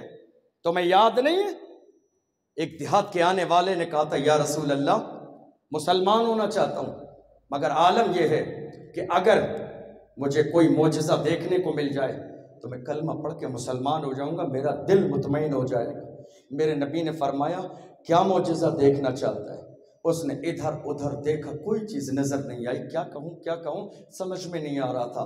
دیکھا کھجور کا درخت موجود ہے، معجزہ تلاش کیا۔ اس نے کہا یا رسول اللہ اگر یہ سامنے کھجور کا درخت چلتا ہوا آپ کی بارگاہ میں آ کے کلمہ پڑھ دے میں مسلمان ہو جاؤں۔ یہ کھجور کا درخت اپنے تنوں سمیت اکھڑ جائے اور چلتا ہوا آپ کی بارگاہ میں آ جائے اور آنے کے بعد میں سلام کرے، اور جب سلام کر کے اپنی جگہ چلا جائے گا کلمہ پڑھ دوں گا، میرے نبی فرماتے ہیں میں نہیں کہوں گا جا تو اس کے قریب جا کے کہہ دے اے درخت چل تجھے مدینے والے مصطفیٰ نے بلایا ہے۔ میں اشارہ نہیں کروں گا، تو جا کے کہہ دے چل تجھے مدینے والے مصطفیٰ نے بلایا ہے۔ وہ گیا، اس نے جا کے درخت کے قریب کہا مصطفیٰ بلا رہے ہیں۔ درخت ایک بار ادھر ہوا، ایک بار ادھر ہوا، جڑیں باہر آ گئی، چلتے چلتے مصطفیٰ کی قدموں میں آ گیا۔ الصلاۃ والسلام علیک یا رسول اللہ، یا رسول اللہ غلام کو یاد فرمایا؟ میرے نبی نے فرمایا جا اپنی جگہ واپس چلا جا، ہمارا کام بن گیا ہے۔ ہرنی کے بولنے پہ تعجب نہیں کرنا۔ میرے رسول جس راستے سے گزرتے ہیں درخت نبی کو سلام کرتے ہیں، بخاری کی حدیث ہے، میرے نبی گزرتے ہیں پتھر سلام کرتے ہیں۔ ہرنی تو پھر جانور ہے۔ یا رسول اللہ بہت تیز دوڑ کے آئی۔ یا رسول اللہ میرا ایک بچہ بھی آپ کے پاس ہے اور میرے پاس ایک اور ہے۔ یا رسول اللہ وہ تو اٹھا کے آپ کے جانثار نے ہدیہ دیا ہے، اسے اس غلام کی طرف سے ہدیہ سمجھ کے قبول فرما لیجئے، میرے دوسرے بیٹے کو، میرے دوسرے بچے کو قبول فرما لیجئے۔ اب اندازہ لگائیے حسین کو مسجد میں ضرورت ہے ہرنی کے بچے کی، اس ہرنی کو جنگل میں خبر کیسے ہوئی کہ حسین کو بچہ چاہیے؟ ہرنی کو پتہ کیسے چلا حسین کو بچہ چاہیے؟ اے ہرنی اے ہرنی تجھے پتہ کیسے چلا؟ حسین مسجد نبوی میں ہرنی کا بچہ مانگ رہے، پتہ کیسے چلا؟ تو ہرنی نے کہا یا رسول اللہ میں تو جنگل میں چر رہی تھی، اپنا کھانا کھا رہی تھی، اچانک سے میرے کان میں کسی غیب کے دینے والے نے آواز دی، اے ہرنی جلدی کر، حسین بچہ مانگ رہے ہیں، کہیں ایسا نہ ہو۔ حسین تڑپنے لگے، ان کی آنکھ سے آنسو نکل کے رخسار پہ نہ آ جائے، اس سے پہلے بچے کو لے جا کے ان کی بارگاہ میں پیش کر دینا۔ میرے کانوں میں آواز آئی کہ حسین مسجد میں ہیں، حسین کا چہرہ رونے کی طرح ہو گیا ہے بچہ مانگتے ہوئے، کہیں ایسا نہ ہو حسین کی آنکھ میں آنسو آ جائیں۔ تو ہرنی تو جنگل میں تھی، مدینے سے کافی میل کے فاصلے پہ تھی، حسین کے آنے میں اور مجھ سے مانگنے میں چند لمحے کا وقفہ ہوا، اتنی جلدی تو آئی کیسے؟ کہ یہی سوال میں نے بھی کیا تھا، جس نے کہا تھا جا کے دے دے، میں نے بھی یہی سوال کیا تھا، مدینہ دور ہے، میں جنگل میں ہوں، جاؤں گی کیسے؟ آواز آئی اے ہرنی آنکھ بند کر لے، ایک قدم اٹھا دوسرا قدم تیرا مدینے کی گلیوں میں ہوگا، آنکھ بند کر لے، پہلا قدم اٹھا چلنے کے لیے، جہاں قدم رکھے گی وہ رسول کی مسجد کا دروازہ ہوگا۔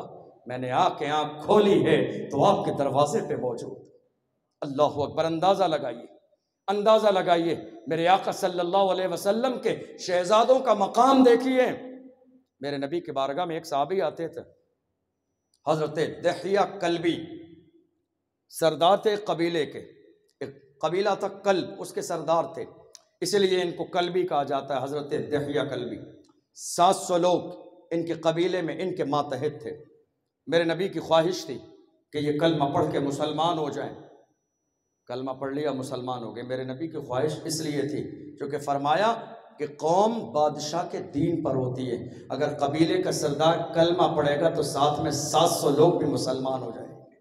کلمہ پڑھا، لوگ بھی مسلمان ہو گئے۔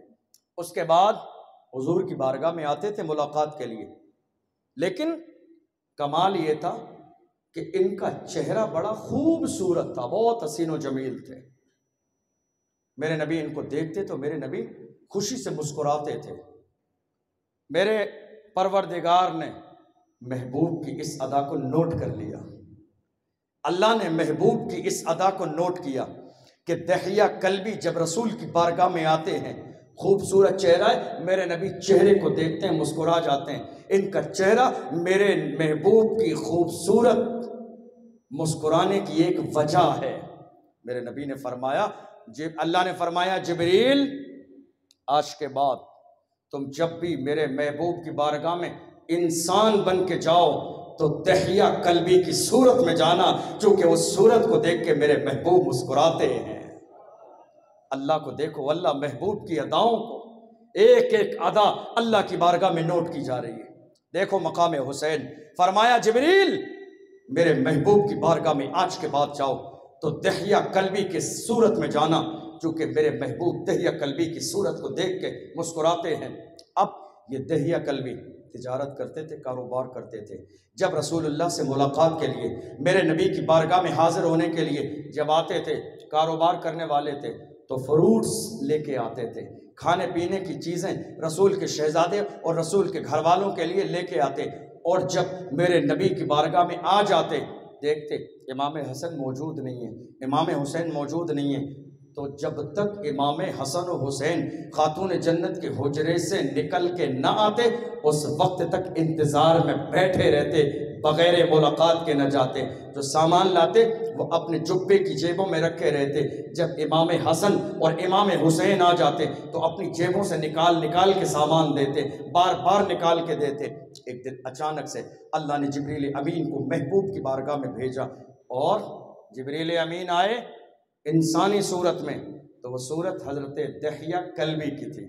آ گئی، رسول کا بیان چل رہا ہے، رسول کا درس چل رہا ہے، صحابہ کی انجمن لگی ہوئی ہے۔ کسی نے کہا تھا نا، ایک سمت علی، ایک سمت عمر، صدیق ادھر، عثمان ادھر، ان جگمگ جگمگ تاروں میں سرکار کا عالم کیا ہوگا۔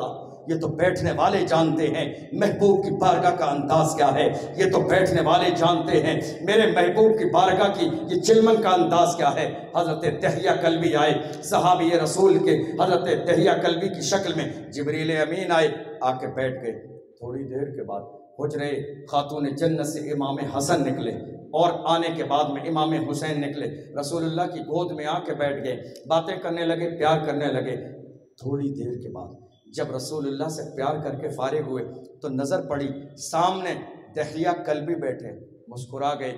رسول اللہ کی گود سے امام حسن اور امام حسین نکلے، دحیہ کلبی کے سینے سے جا کے لگ گئے، محبت کرنے لگے، ان کو چچا کہتے تھے، بڑا ناز کرتے تھے وہ بھی، بڑا لاڈ کرتے تھے وہ بھی، ان کے سینے سے جا کے چمٹ گئے، سینے سے جا کے لگ گئے، پیار کرنے لگے وہ بھی۔ کبھی امام حسن کے قدموں کو چومتے ہیں، کبھی ہاتھوں کو چومتے ہیں، کبھی پیشانی کو چومتے ہیں، کھیلتے کھیلتے میرے نبی تو دیکھ رہے ہیں کہ یہ تو دحیہ کلبی سمجھ رہے ہیں، حالانکہ یہ تو جبریل امین ہے، مگر امام حسن اور امام حسین نے بھی پہچانا نہیں ہے۔ کیا ہوا؟ تھوڑی دیر کھیلتے کھیلتے جب دیکھا کہ دحیہ کلبی نے آج جیب سے نکال کے فروٹ نہیں دیے، تو امام حسن نے ایک جیب میں، حسین نے دوسری جیب میں ہاتھ ڈال دیے نکالنے کے لیے۔ میرے نبی اشارہ فرما رہے ہیں حسن جیب میں ہاتھ نہیں ڈالتے، حسین جیب میں ہاتھ مت ڈالو، مگر دحیہ کلبی کی شکل میں آئے ہوئے جبریل کہتے ہیں یا رسول اللہ یہ جو کر رہے ہیں کرنے دیجئے، ان کے لیے کوئی قاعدہ قانون نہیں ہے، یہ تو ہمارے سر کے تاج ہیں، یہ تو راج دلارے ہیں، یہ تو جنتی جوانوں کے سردار ہیں، یا رسول اللہ یہ مالک ہیں، یہ جو چاہیں کر سکتے ہیں، یہ آپ کے شہزادے ہیں، یا رسول اللہ کرنے دیجئے۔ تھوڑی دیر ہو گئی، جیب میں ہاتھ ڈالنے لگے۔ جبریل امین نے کہا جو دحیہ کلبی کی شکل میں تھے، یا رسول اللہ پیار کرنا تو سمجھ میں آتا ہے، یہ میری جیب میں ہاتھ کیوں ڈال رہے ہیں؟ میرے نبی نے فرمایا چونکہ تم دحیہ کلبی کی شکل میں آئے ہو، دحیہ کلبی جب بھی آتے ہیں فروٹ لے کے آتے ہیں، انار لے کے آتے ہیں، دنیا کے سیب لے کے آتے ہیں۔ حضرت جبریل امین مسکرائے، فرمایا یہ کیا بڑی بات ہے، وہ بازار سے لاتے ہیں، میں ابھی جنت سے لا کے ان کی بارگاہ میں پیش کر دیتا ہوں، یہ کیا بڑی بات ہے۔ میرے آقا صلی اللہ علیہ وسلم کے شہزادوں کو لا کے انہوں نے فروٹ دیا اور فرمایا یا رسول اللہ دیکھو مقام حسین دیکھو، فرمایا یا رسول اللہ آپ کو معلوم ہے، آپ کو معلوم ہے کہ میں حسین کے ناز کہاں تک اٹھاتا ہوں؟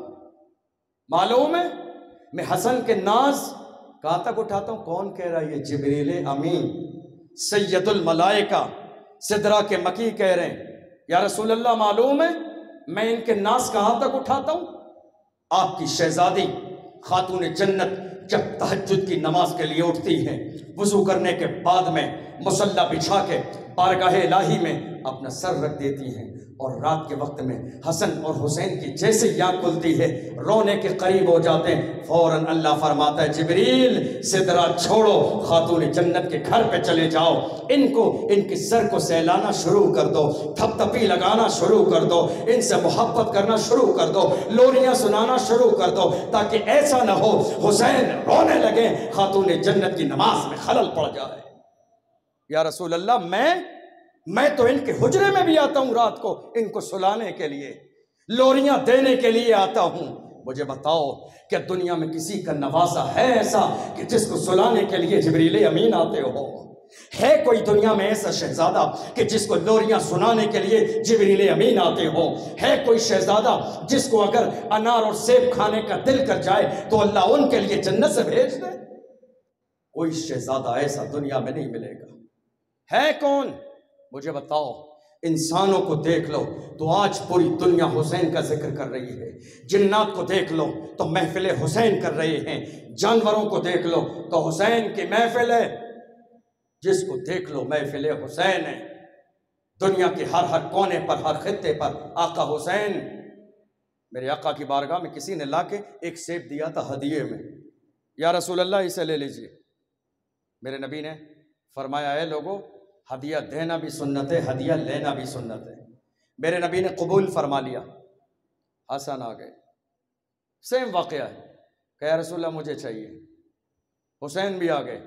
میرے رسول نے ارادہ فرمایا کہ ان کے 2 ٹکڑے کر کے ایک حسن کو دوں ایک حسین کو دوں، مگر حسن نے کہا نہیں پورا چاہیے، حسین نے کہا پورا چاہیے یا رسول اللہ، دونوں کو پورا چاہیے، سیب ایک ہے، کریں تو کیا کریں؟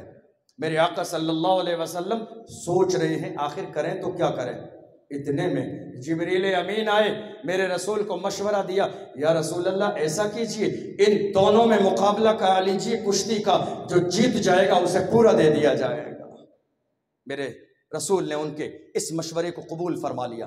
پیغمبر اعظم صلی اللہ علیہ وسلم خاتون جنت ہیں، مولا علی بھی ہیں، کشتی ہونے لگی۔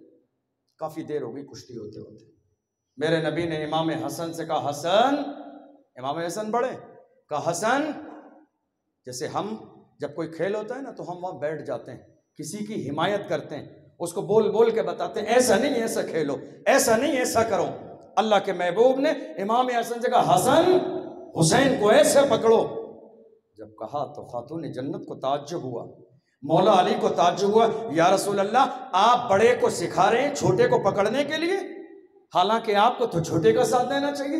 میرے نبی فرماتے ہیں فاطمہ رنجیدہ مت ہو، اگر میں حسن کی طرف ہوں تو دوسری طرف جبریل امین موجود ہے جو حسین کو سکھا رہے ہیں، اگر میں حسن کی طرف ہوں تو حسین کی طرف جبریل امین ہے جو انہیں سکھانے کے لیے آئے ہیں۔ اندازہ لگائیے وہ حسین جن کو بچپن کے زمانے میں کشتی کرانے کے لیے جنت کے مکین جبریل امین آ جائیں، اس حسین کا عالم کیا ہوگا، حسین کے مقام کا عالم کیا ہوگا۔ آپ کو یاد ہے بچپن کے زمانے میں امام حسن و حسین نے ہزاروں واقعات ہیں، میں بولتا جاؤں آپ سنتے جائیے، مہینے گزر جائیں گے ختم نہیں ہوں گے۔ بچپن کے زمانے میں شہزادوں نے تختیاں لکھی تھی، کتنا دل تھا میرے نبی کا، میرے نبی ان کے دل نہیں توڑنا چاہتے تھے، لے کے آئے تھے ماں کے پاس، بتا دیجئے اچھی کس کی ہے۔ سچویشن بہت عجیب ہے، کس کی اچھی کہیں، حسن کو کہیں تو حسین کا دل ٹوٹے، حسین کو کہیں تو حسن کا دل ٹوٹے۔ کہا نہیں، اپنے والد کی بارگاہ میں جاؤ، میرے نبی نے ان کے بارے میں کہا ہے انا مدینۃ العلم وعلی بابها، میں علم کا شہر ہوں، علی علم کا دروازہ ہے، ان کے پاس جاؤ، ان سے بہتر فیصلہ کوئی نہیں کرے گا۔ علی کے پاس گئے، بتائیے کس کی تختی اچھی ہے، میں فیصلہ نہیں کر سکتا، حسن کی تختی کو اچھا کہوں تو حسین کے دل کو تکلیف ہوگی، حسین کی تختی کو اچھا کہوں تو حسن کے دل کو تکلیف ہوگی۔ تم ایک کام کرو، نانا کے پاس چلے جاؤ، وہ اس کائنات کے امام ہیں، ان سے بہتر فیصلہ کوئی نہیں کرے گا۔ ان کے پاس گئے، رسول اللہ کی بارگاہ میں آئے۔ اب میرے نبی کے لیے تو اور بہت مشکل، کیونکہ میرے نبی سے زیادہ انہیں لاڈ کرنے والا، ناز اٹھانے والا کوئی نہیں ہے۔ اللہ کے محبوب نے فرمایا اے میرے شہزادوں، اس کا فیصلہ میں نہیں کروں گا، جبریل امین کریں گے۔ جبریل بھی آ گئے، جبریل بھی آ گئے، یا رسول اللہ فیصلہ میں نہیں کروں گا، اس کا فیصلہ پروردگار عالم فرمائے۔ آپ اندازہ تو لگائیے مقام حسین کیا ہے، مقام حسین کیا ہے، اندازہ لگائیے۔ اللہ اکبر۔ میرے آقا صلی اللہ علیہ وسلم نے فرمایا جبریل نے کہا نہیں، پروردگار فیصلہ فرمائے گا۔ جنت سے سیب لے کے آئے، اوپر ہوا میں اس کو اچھال دیتا ہوں، جس کے پہ گرے گا اس کی تختی اچھی ہوگی۔ کتابوں میں یہاں تک لکھا ہے، لوگوں نے بڑا اس میں اضافہ اور مبالغہ بھی کیا ہے، یہاں تک لکھا ہے کہ جب اس ہوا میں سیب کو اوپر کیا تھا تو اس سیب نے بارگاہ الہی میں دعا کی تھی، اے اللہ مجھ سے ایسا فیصلہ نہ ہو جائے کہ کہیں کسی شہزادے کا دل ٹوٹ جائے، اے اللہ میری لاج بچا لینا۔ اللہ نے اسی ہوا میں سیب کے تو ٹکڑے کر دیے، آدھا ادھر ہے آدھا ادھر ہے۔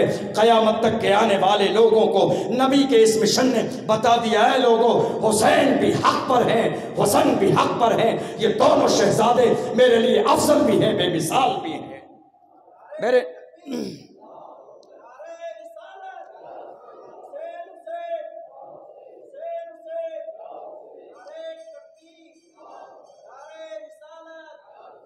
کوفہ کی سرزمین پر مگر ان شہزادوں کا مقام نہیں سمجھا۔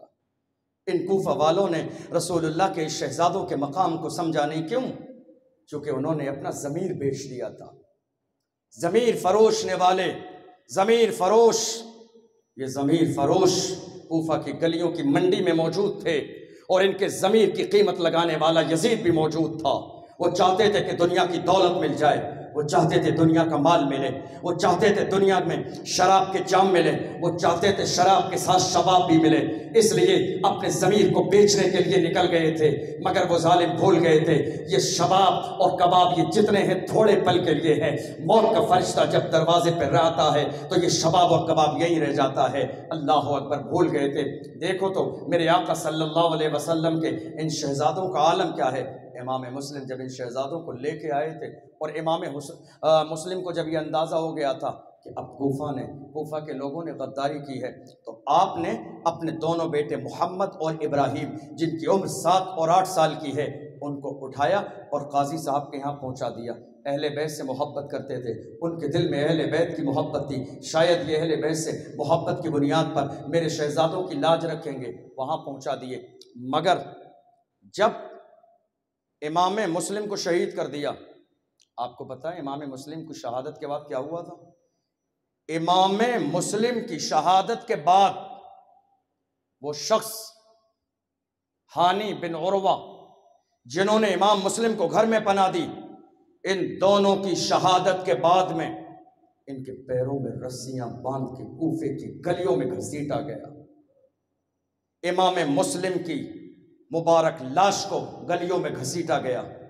کس کا حکم تھا؟ یزید کا۔ کس کا حکم تھا؟ عبید اللہ ابن زیاد کا۔ بہت سارے لوگ آج یزید کی حمایت کرتے ہوئے نظر آتے ہیں، یزید سے محبت اور یزید کو امیر المومنین کہتے ہوئے نظر آتے ہیں۔ مجھے بتاؤ رسول کے وہ شہزادے کہ جن کی جھولے کو جھلانے کے لیے عرش اعظم سے فرشتے آتے ہوں، ان کے جسم مبارک کو پیر باندھ کر زمین پر کوفہ کی گلیوں میں گھسیٹا جائے، ریت اور مٹی پہ گھسیٹا جائے، بجری اور کنکر پہ گھسیٹا جائے، مجھے بتاؤ کیا انجام ہوگا مرنے کے بعد میں؟ بارگاہ الہی میں کیا جواب دیں گے؟ میرے آقا صلی اللہ علیہ وسلم کے جسم مبارک کا حصہ ہے۔ فرمایا ایک عاشق نے، تیری نسل پاک میں ہے بچہ بچہ نور کا، تو ہے عین نور، تیرا سب گھرانہ نور کا۔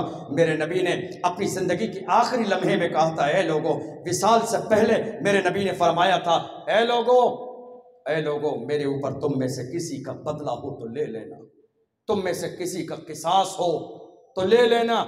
میرے نبی نے کئی بار اعلان فرمایا۔ ایک شخص کھڑا ہوا میرے رسول کی بارگاہ میں، یا رسول اللہ میرے 3 درہم ہیں آپ کے اوپر۔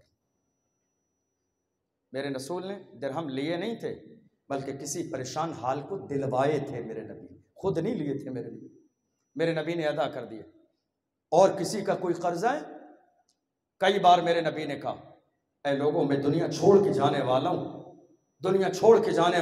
تم میں سے کسی کا کوئی بدلہ ہو وہ دنیا میں مجھ سے لے لے۔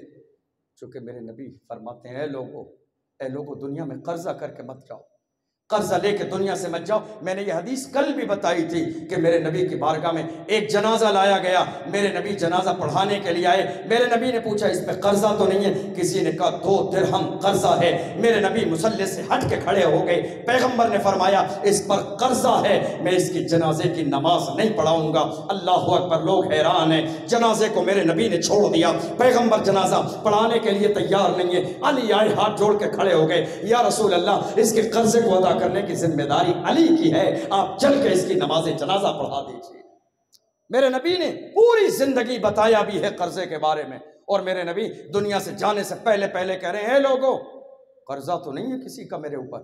جب میرے نبی نے کئی بار اعلان کیا کسی کا بدلہ ہو تو لے لے، ایک جانثار کھڑے ہو گئے، یا رسول اللہ، جن کا نام ہے عکاشہ اور اکاشہ، کھڑے ہو گئے، یا رسول اللہ مجھے شرم آتی ہے کہ میں آپ سے بدلہ مانگوں، لیکن آپ کا حکم تھا، آپ نے کئی بار کہا، میری ہمت تو نہیں ہو رہی تھی، مگر کئی بار جب آپ نے حکم دیا بدلہ لینے کے لیے تو یا رسول اللہ میں کھڑا آ گیا ہوں۔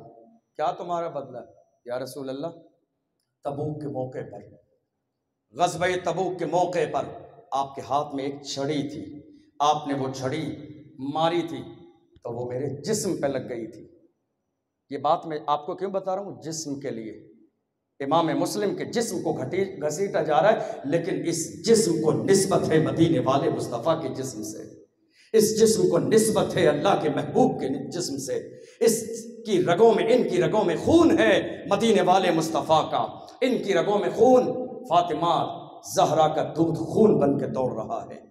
میرے آقا صلی اللہ علیہ وسلم نے فرمایا بدلہ لے لو، کہا یا رسول اللہ وہ چھڑی کہاں ہے؟ میرے نبی نے کہا سلمان جاؤ خاتون جنت کے دروازے پہ چلے جاؤ، وہ چھڑی لے کے آ جاؤ۔ آنکھوں میں آنسو ہیں، صحابہ اکرام جتنے بھی مجمع میں ہیں سب کے سب صحابہ اکرام، عمر ہیں، ابو بکر ہیں، عثمان ہیں، علی ہیں، طلحہ ہیں، زبیر ہیں، ہاتھ جوڑ کے کھڑے ہو گئے، اے عکاشہ کیا کر رہے ہو؟ رسول کی چھڑی تمہاری پیٹھ پہ لگی تھی، کیا تم رسول اللہ سے بدلہ لوگے؟ ہاں میرا بدلہ ہے، میں رسول اللہ سے بدلہ لوں گا۔ جانثاروں کی چیخیں نکل رہی ہیں، ہمارے جسم پر 1000 کوڑے مار لو مگر خبردار رسول اللہ سے بدلہ مت دو، تم چھڑی مصطفیٰ کی پیٹھ پر مارو گے؟ کہا نہیں، رسول اللہ نے حکم دیا بدلہ ضرور لوں گا۔ رسول کے جانثار سلمان خاتون جنت کے دروازے پہ جا کے کہا خاتون جنت آپ کے حجرے میں وہ چھڑی میرے نبی نے لا کے رکھی ہے، اس موقع پر کیا چھڑی کی ضرورت ہے؟ خاتون جنت فرماتی ہیں میرے والد گرامی بیمار ہیں، بخار ہے کئی دن سے، میرے بابا سے کہنا اونٹ پر سوار نہ ہو اس چھڑی کو لے کر۔ خاتون جنت آپ کے بابا اس چھڑی کو لے کے اونٹ پہ سوار نہیں ہو رہے ہیں، بلکہ دھوکے میں کسی کی پیٹھ پر تبوک کے موقع پر یہ چھڑی لگ گئی تھی۔ آپ کہ اس شخص نے آپ کے بابا سے بدلہ مانگ لیا ہے، اس کے لیے لے کے جا رہا ہوں۔ خاتون جنت کی سن کی چیخ نکل گئی، بخار کی حالت میں کوئی میرے بابا کی پیٹھ پر چھڑی مارے گا، ہماری محبت سے گوارا کیسے ہوگا؟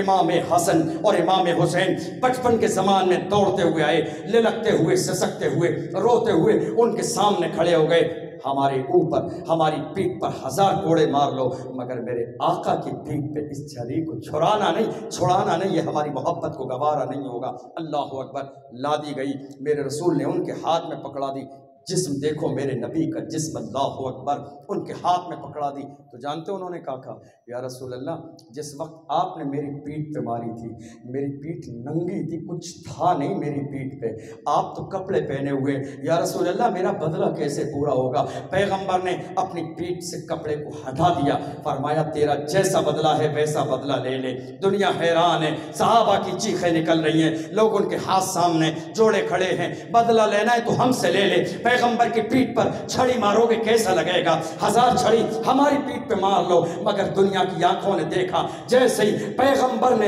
اپنی پیٹھ سے کپڑا ہٹایا ہے، میرے نبی کے دونوں کاندھوں کے درمیان میں مہر نبوت موجود ہے۔ عکاشہ دوڑے ہیں، مصطفیٰ کی مہر نبوت کو اپنے ہونٹوں سے چوما ہے، مصطفیٰ کے جسم سے لپٹ گئے ہیں، لوگ حیران ہیں۔ میرے نبی نے کہا بدلہ لینے والے تھے، میرے جسم سے چمٹتے کیوں ہو؟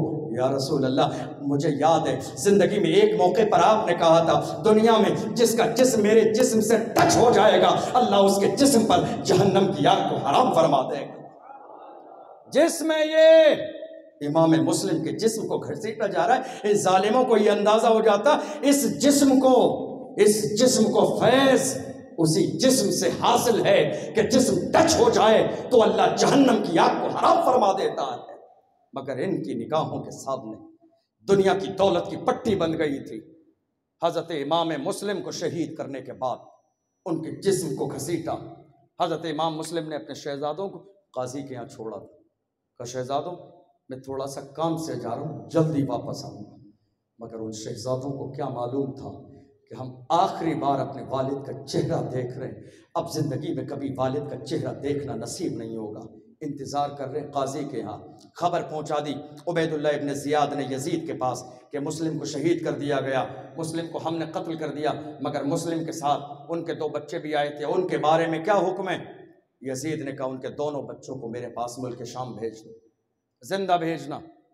اعلان ہو گیا کوفہ میں، کوفہ کے گلی اور محلے میں کوچے میں اعلان ہو رہا ہے مسلم کے بچے جو لے کر آئے گا اسے انعام دیا جائے گا، مسلم کے بچے جو لے کر آئے گا اسے بہت بڑا انعام دیا جائے گا۔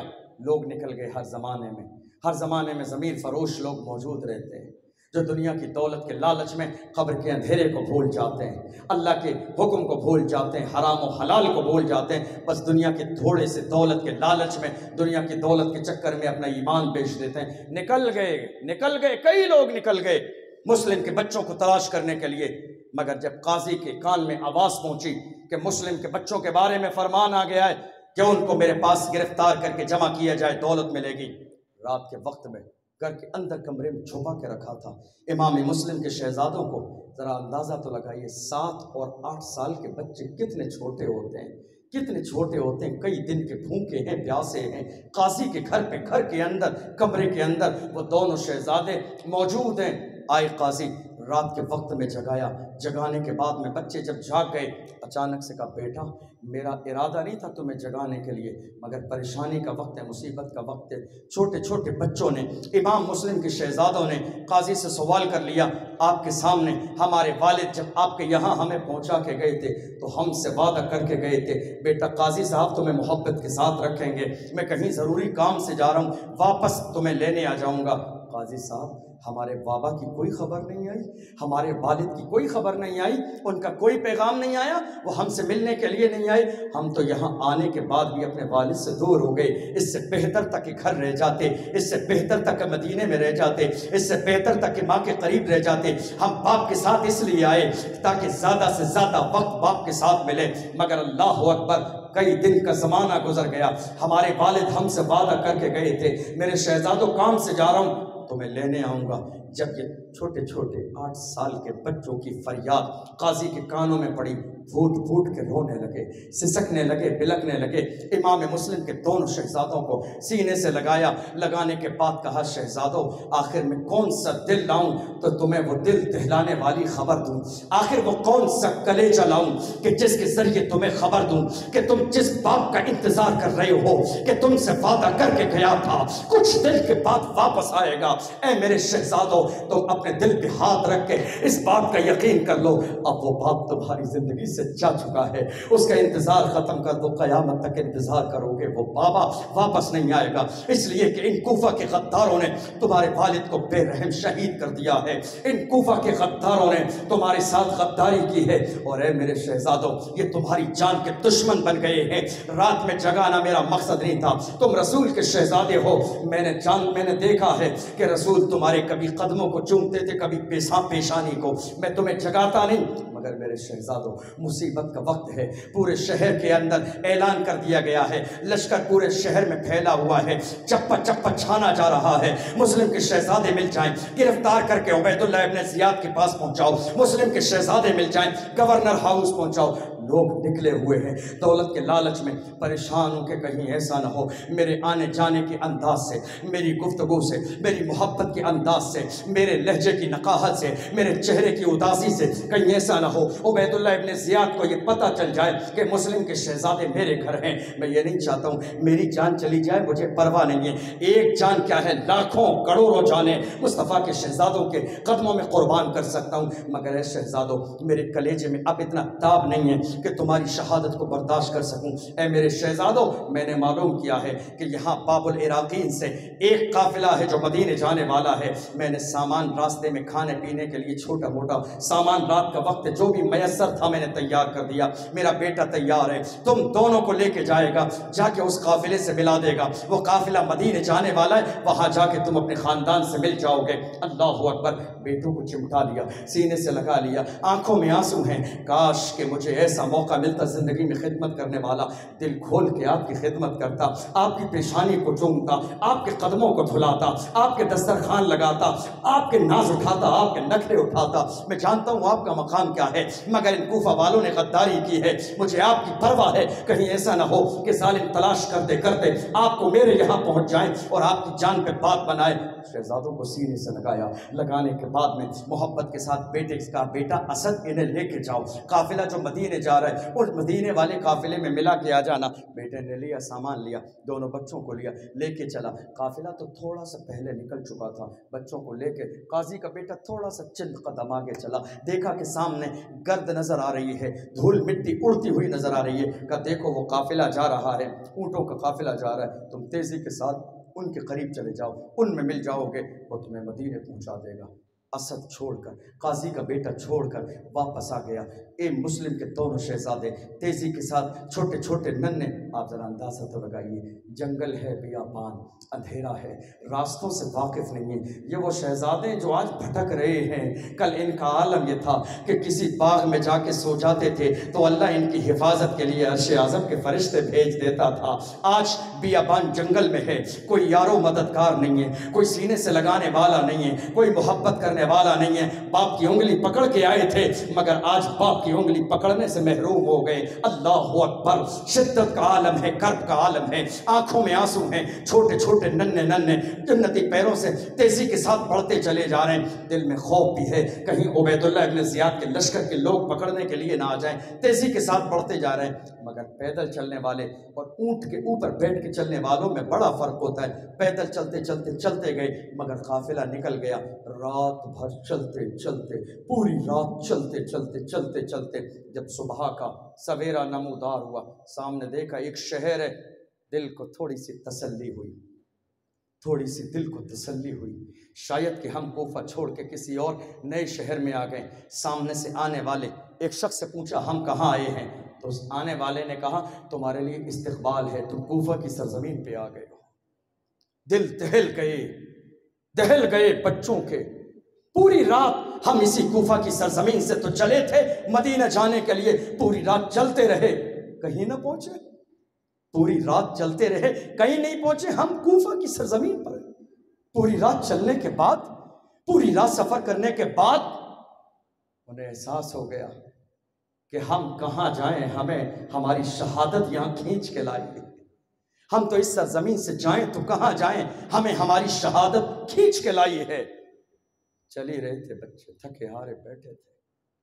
عبید اللہ ابن زیاد کے چند سپاہی آئے, بچوں سے پوچھ لیا کون ہو؟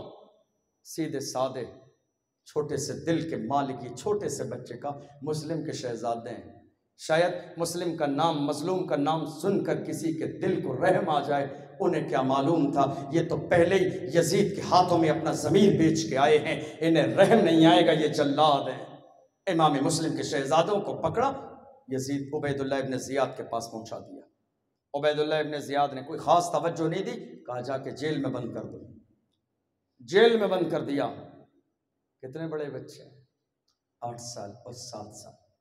جرم کیا ہے ان کا؟ جرم سنو, جرم کیا ہے ان کا؟ ان کا جرم یہ ہے کہ یہ بولی قرآن کی بولی بولتے ہیں. ان کا جرم یہ ہے یہ وہی بولی بولتے ہیں جو بولی مدینے والے مصطفیٰ نے جنگ بدر میں بولی تھی. ان کا جرم یہ ہے کہ یہ اللہ کو ایک مانتے ہیں, شراب کو حرام مانتے ہیں, زنا کو حرام مانتے ہیں, سود کو حرام مانتے ہیں, غیبت کو حرام مانتے ہیں. اللہ اکبر. ان کا بس یہی جرم ہے, یہ حق کی طرف داری کرنے والے, ان کا یہی جرم ہے. جیل میں بند کر دیا 7 اور 8 سال کے دونوں شہزادوں کو. مگر قسمت دیکھو, جیل کا داروغہ اہل بیت کا عاشق نکل آیا. تم کہاں کہاں مٹاؤ گے, اللہ نے ہر جگہ پہ بچانے والے رکھ دیے. جیل میں جیل کا داروغہ نکل آیا جس کے دل میں اہل بیت کی محبت ہے, مشکور ہے اس کا نام. دیکھ کے پہچان لیا. پہچانتا کیسے نہیں, ابھی کوفہ کی سرزمین پر ہر علاقے میں چرچا تھا مسلم کے شہزادوں کا, ہر گلی میں چرچا تھا مسلم کے شہزادوں کا. ایسا وانٹیڈ بنا کے پیش کر دیا تھا عبید اللہ ابن زیاد کے سپاہیوں نے جیسے بہت بڑا جرم کیا ہے مسلم کے شہزادوں نے. میں تو سمجھتا ہوں کہ اس وقت بھی اگر یزیدی ان 8 اور 7 سال کے شہزادوں کے قدموں کو پکڑ کے توبہ کر لیتے پھر بھی اللہ ان کی توبہ کو قبول کر لیتا, چونکہ یہ اہل بیت مصطفیٰ ہیں, رسول اللہ کے گھر والے ہیں. بند کر دیا جیل میں. جب مشکور کو پتہ چلا کہ رسول کے شہزادے ہیں یہ, مسلم کے شہزادے ہیں یہ, خاتون جنت کے لخت جگر نور نظر ہیں, پورے دن دل جوئی کرتا رہا. پورے دن وہ شخص محبت سے پیش آتا رہا. بچے ڈر تو رہے تھے مگر ایک محبت کرنے والا مل گیا. ڈوبتے کو تنکے کا سہارا کافی ہوتا ہے. ایک محبت کرنے والا مل گیا. دل کو تھوڑی سی تسلی ہو گئی, دل کو تھوڑا سا قرار آ گیا کہ کوئی تو ہمارا ہے, کوئی تو ہمیں دیکھنے والا ہے, کوئی تو ہم سے پیار کرنے والا ہے, کوئی تو ہمارے نام پہ مرنے مٹنے والا ہے. جب رات ہوئی تو یہ مشکور ان بچوں کو اپنے گھر لے گیا, کھانا کھلایا, پانی پلایا, بہت اچھے سے تیار کیا اور اس کے بعد جیل سے رہا کر دیا. اپنی انگلی میں سے ایک انگوٹھی نکال کے دی اور کہا اس راستے پہ چلے جاؤ, یہ راستہ سیدھا قادسیہ کے علاقے کو جاتا ہے, وہاں چلے جانا. وہاں پر شہر کا کوتوال میرا سگا بھائی ہے، یہ میری انگوٹھی دکھاؤ گے پہچان جائے گا کہ میں نے بھیجا ہے۔ اس زمانے کی بڑی پہچان ہوتی تھی انگوٹھی، وہاں جا کے انگوٹھی دکھاؤ گے پہچان جائے گا، معاملہ بیان کر دینا، وہ تمہیں احترام کے ساتھ مدینے پہنچا دے گا۔ بچوں کو کھلایا پلایا، پلانے کے بعد میں انگوٹھی دے کے قادسیہ کے راستے پہ چھوڑ کے تھوڑی دور چلنے کے بعد کا شہزادو یہ راستہ پرامن ہے، یہاں راستے میں کوئی خطرہ نہیں ہے، کوئی ڈاکو اور لٹیرے ملنے والے نہیں ہیں، تم سکون کے ساتھ چلے جاؤ، ہمت رکھنا، حوصلہ رکھنا، گھبرانا نہیں، پریشان مت ہونا، تمہاری رگوں میں تو شیر خدا کا خون ہے، وہ شیر خدا جس نے خیبر کے علاقے میں 1000 سے لڑنے والے مراحب کو ایک ضرب میں جس کے 2 ٹکڑے کر دیے تھے، خیبر کے قلعے کے دروازے کو جنہوں نے ایک جھٹکے سے اکھاڑ کر ہاتھ میں اٹھایا تھا، ایک ہاتھ سے تلوار چلاتے تھے اور دوسرے ہاتھ میں خیبر کے قلعے کا دروازہ تھا، اور جس زمانے میں زمین پر پھینک دیا تھا 40 لوگوں نے اٹھانے کی کوشش کی تھی مگر 40 لوگوں پہ ہلتا نہیں تھا۔ خیبر کے قلعے کا دروازہ 40 لوگوں پہ ہلتا نہیں تھا، جسے مولا علی تنہا ہاتھ میں اٹھا کے ڈھال بنائے ہوئے تھے۔ فرمایا تم شیر خدا کے شیرو، گھبرانا نہیں، قادسیہ کا علاقہ جاتا ہے، سیدھے چلے جاؤ۔ شہزادے چلتے، میں کیا جاتا ہوں، مجھے موت لیے جاتی ہے۔ پوری رات چلتے رہے، پوری رات چلتے رہے، مگر جب صبح کی سفیدی نمودار ہوئی ہے تو دیکھا کہ جہاں سے چلے تھے وہیں موجود ہے۔ اللہ اکبر، سمجھ گئے، چونکہ یہ عام گھروں کے بچے نہیں تھے جو نہ سمجھ تھے، یہ وہ تھے کہ جن کے گھر میں جبریل امین آتے تھے، یہ وہ تھے کہ جن کے گھر میں اللہ نے قرآن کو نازل فرمایا، یہ وہ تھے کہ جن کے گھر سے پوری کائنات میں شریعت کا نظام چلتا ہے، یہ وہ شہزادے ہیں کہ جن کے گھر سے اللہ کا دین پوری کائنات میں پھیلے گا، یہ وہ شہزادے، آج یہ شہزادے رات کے اندھیرے میں چل رہے ہیں مگر ان کے گھر کی روشنی کا عالم یہ ہے کہ ان کے گھر سے مکے اور مدینے سے ایسی روشنی کی کرن پھوٹے گی کہ کائنات کی ہر گھر میں روشنی ہو جائے گی۔ پوری رات چلتے رہے مگر وہیں تھے، پریشان ہو گئے، بھوکے پیاسے، دن کا اجالا نکلا تو ڈر کی وجہ سے چھوٹے چھوٹے 7-8 سال کے سہمے ہوئے سے بچے، دیکھا ایک کنواں ہے، کنویں کے قریب ایک درخت ہے مگر وہ درخت کھوکھلا ہو چکا ہے، اس کی پنڈی کی، اس کی جڑ کے اندر اتنی جگہ موجود ہے کہ جہاں 7-8 سال کے 2 بچے بیٹھ جائیں۔ اپنے آپ کو چھپانے کے لیے دونوں شہزادے گئے، اس کے اندر بیٹھ گئے، بالکل کنواں اس کے قریب ہے، بیٹھے ہیں تو کنویں کے پانی میں ان دونوں کا خوبصورت چہرہ نظر آتا ہے، کنویں کے پانی میں ان کی دونوں کی خوبصورت تصویر نظر آتی ہے۔ تھوڑی دیر میں دیکھا کہ ایک عورت پانی بھرنے کے لیے کنویں پہ آ گئی، جیسے ہی اس نے اپنے ڈول اور رسی کو کنویں میں ڈالا اور جیسے ہی جھانک کے دیکھا کنویں کی طرف تو پانی تو لینا بھول گئی، وہ دیکھتی کیا ہے کہ 2 چاند سے چہرے پانی میں نظر آ رہے ہیں، چاند سے 2 چہرے والے بچے۔ اس نے مڑ کے دیکھا پیڑ کی طرف، یہ بچے کون ہیں؟ پانی تو لینا دینا بھول گئی، بچوں کے قریب آئی، محبت سے جا کے پوچھا شہزادو کون ہو؟ لیکن میرا یہ دل اور میرا وجدان کہتا ہے تمہارے چہرے کا نور بتا رہا ہے، ہو نہ ہو تم مسلم کے شہزادے ہو، تمہاری پیشانی کا نور بتا رہا ہے، تمہاری پیشانی کا نور بتا رہا ہے۔ ہاں، پیشانی کا نور وہی پیشانی کا نور کہ جس نور کو آدم کی پیشانی میں رکھ دیا جائے تو جنت کے سارے فرشتے سلام کرتے نظر آتے، وہی نور جو آدم کی پیشانی میں رکھا ہے تو فرشتے آدم کے پیچھے پیچھے سلام کرتے ہیں، اے اللہ فرشتے میرے پیچھے پیچھے کیوں جاتے ہیں؟ آدم تیرے پیچھے نہیں، تیری پیشانی میں نور محمدی موجود ہے، پیشانی میں ہے بچوں کے نور۔ دیکھ لیا، سمجھ گئی، ہو نہ ہو مسلم کے شہزادے ہو۔ ان سے پوچھا حال کیا ہے؟ بچوں نے رو کے دل کا حال سنایا۔ اس نے کہا شہزادو خاموش ہو جاؤ، گھبراؤ مت، پریشان مت ہو، اتفاق یہ ہے کہ میں جس مالکہ کے گھر پہ کام کرتی ہوں وہ اہل بیت سے محبت رکھتی ہے، تم غلط نہیں، صحیح جگہ پہنچے ہو۔ اپنی مالکہ کے قریب ان دونوں بچوں کو سینے سے لگا کے لے گئی، جانے کے بعد میں کہا اے میری مالکہ، آپ کو معلوم ہے یہ کون ہے؟ یہ رسول کے شہزادے ہیں، خاتون جنت کے لخت نظر ہیں، نور نظر، علی کے دل بند ہیں، اہل بیت کی محبت رکھنے والے تو ان کے وجود کو اللہ کی رحمت سمجھتے ہیں۔ قریب کیا، سینے سے لگایا، سر کو صاف کیا، ہاتھوں کو صاف کیا، چہرے کو صاف کیا، اچھا لباس پہنایا، کھانا کھلایا، پیار کرتی رہی۔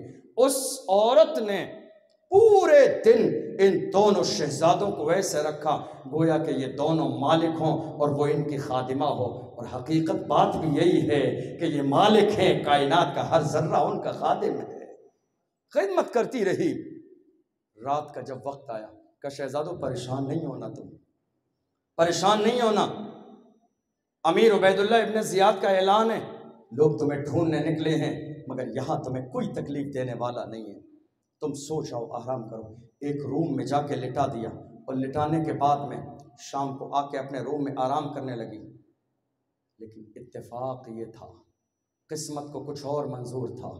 جنتی عورت کا جہنمی شوہر حارث پورے دن کا تھکا ہارا گھر میں داخل ہوا، اور داخل ہونے کے بعد بیوی نے کہا آپ کہاں تھے پورے دن، نظر نہیں آئے؟ کہا تمہیں معلوم نہیں ہے، پورے دن میں تھک چکا ہوں، پیدل آیا ہوں، چونکہ میں نے اعلان سنا تھا، عبید اللہ ابن زیاد نے اعلان کیا ہے کہ جو مسلم کے شہزادوں کو ڈھونڈ کے لائے گا انہیں انعام دیا جائے گا۔ پورے شہر کے چکر لگاتا رہا ہوں، چکر لگاتے لگاتے میرا گھوڑا تک مر گیا ان بچوں کی تلاش کرنے میں، نہ جانے وہ بچے کہاں چلے گئے۔ جلدی کھانا دو، رات کو جلدی سونا ہے، صبح جلدی اٹھ کے پھر ان کو تلاش کرنے جانا ہے، بچے ملیں گے، ان کو مار کے بہت بڑا انعام حاصل کروں گا۔ جیسی اس عورت کے کان میں یہ جملے گئے، اندر سے سہم گئی، جسم کا رونگٹا کھڑا ہو گیا۔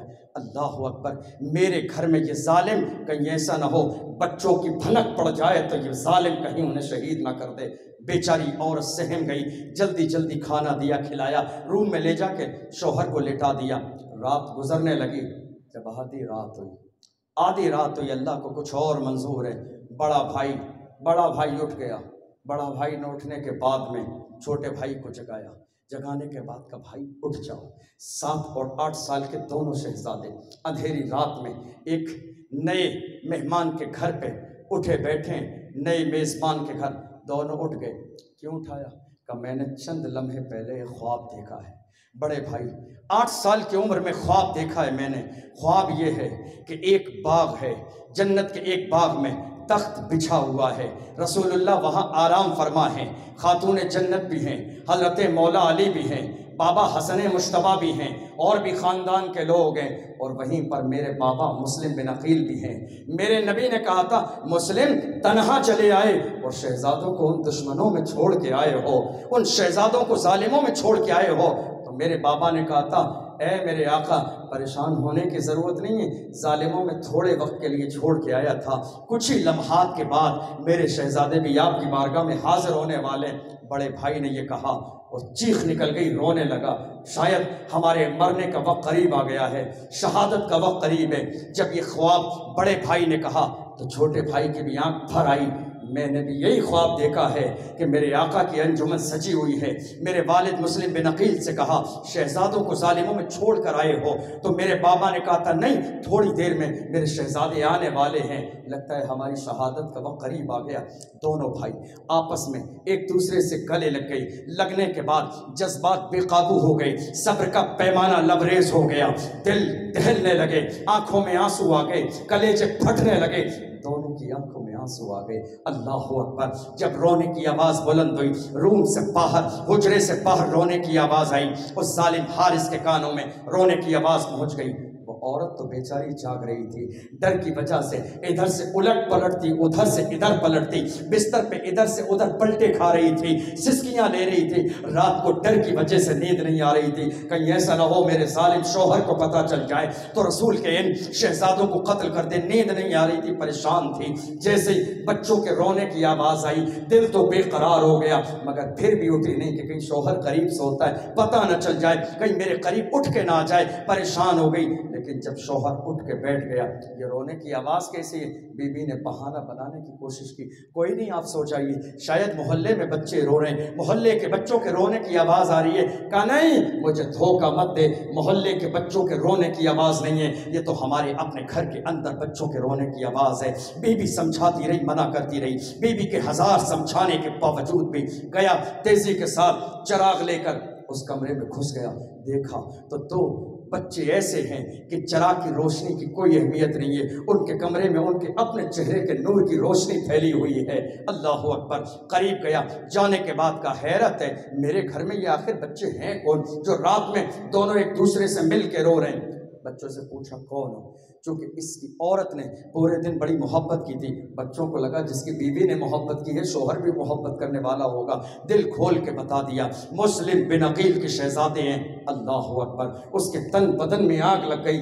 پورے دن میں جنہیں تلاش کرتا رہا، جنگل میں بیابان میں، جن کو کوفے کی گلیوں میں تلاش کرتا رہا، جس کو ادھر ادھر تلاش کرتے، میرے پیروں پہ ورم آ گیا، میرا گھوڑا مر گیا اور یہ ظالم میرے گھر پہ موجود ہیں۔ بچوں کے چہرے پہ تماچے مارنے لگا، بچوں کو گھسیٹنے لگا، بچوں کے بال پکڑ کے ہلانے لگا۔ اللہ اکبر۔ چیخیں نکل رہی ہوں گی، ایسے عالم میں دیکھنے والوں کی اللہ کے فرشتے کیسے اس منظر کو دیکھ رہے ہوں گے۔ اللہ اکبر۔ آئی، اس کی بیوی قدموں پہ گر گئی، گرنے کے بعد میں دونوں قدم پکڑ لیے۔ اے میرے شوہر نامدار، اگر تجھے مارنا ہے تو مجھے مار لے، اگر تجھے بال پکڑ کے گھسیٹنا ہے تو لے، میرے سر کے بال تیرے سامنے حاضر ہیں، مجھے مار ملے، میرے سر کے بالوں کو پکڑ کے پورے گھر میں مجھے گھسیٹ گھسیٹ کے جتنا مارنا ہے مار لے، مگر ان شہزادوں کو چھوڑ دے، یہ رسول کے شہزادے ہیں۔ ظالم، کیا تجھے مرنا نہیں ہے؟ قیامت کے دن اگر خاتون جنت نے تیرے گریبان کو پکڑ کے سوال کر لیا، اے ظالم بتا تو نے میرے شہزادوں کو گھسیٹ کے مارا تھا، تو ظالم بتا خاتون جنت کے سامنے جواب کیا دے گا؟ اگر علی نے پوچھ لیا ظالم تیرے گھر پہ میرے شہزادے مصیبت کے وقت میں آئے تھے، تو ظالم بتا جواب کیا دے گا؟ اس لیے تجھے معلوم نہیں، میرے نبی نے کہا تھا علی جنت کے ٹکٹ بانٹے گا، جہنم کے بھی ٹکٹ بانٹے گا۔ جنت میں بھی جانا ہے تو ٹکٹ علی سے لینا ہے، جہنم میں بھی جانا ہے تو ٹکٹ علی سے لینا ہے۔ آخر جائے گا کیسے؟ اور سمجھایا، دولت کا نشہ اس کے دماغ پہ چڑھ چکا تھا، کوئی بات سمجھ میں نہیں آئی۔ دونوں بچوں کو آپس میں ملا کے باندھ کے اس ظالم نے ڈال دیا، اور ڈالنے کے بعد چراغ رکھ کے جا کے سو گیا۔ اب صبح اس کا فیصلہ کروں گا۔ عورت رات بھر روتی رہی، پلاننگ پر پلاننگ کرتی رہی، آخر میں ان شہزادوں کو بچاؤں تو بچاؤں کیسے؟ شوہر کے سامنے بڑی پریشان ہے۔ جیسے ہی صبح کا وقت ہوا، صبح کا وقت ہوتے ہی یہ ظالم اٹھ گیا، ظالم بیدار ہوا، اور ظالم بیدار ہو جانے کے بعد میں فوراً ان شہزادوں کو گھسیٹتا ہوا لے جاتا ہے۔ بچے رو رہے ہیں، تڑپ رہے ہیں، سسک رہے ہیں، بلک رہے ہیں۔ ہمارا ظلم کیا ہے؟ ہماری غلطی کیا ہے؟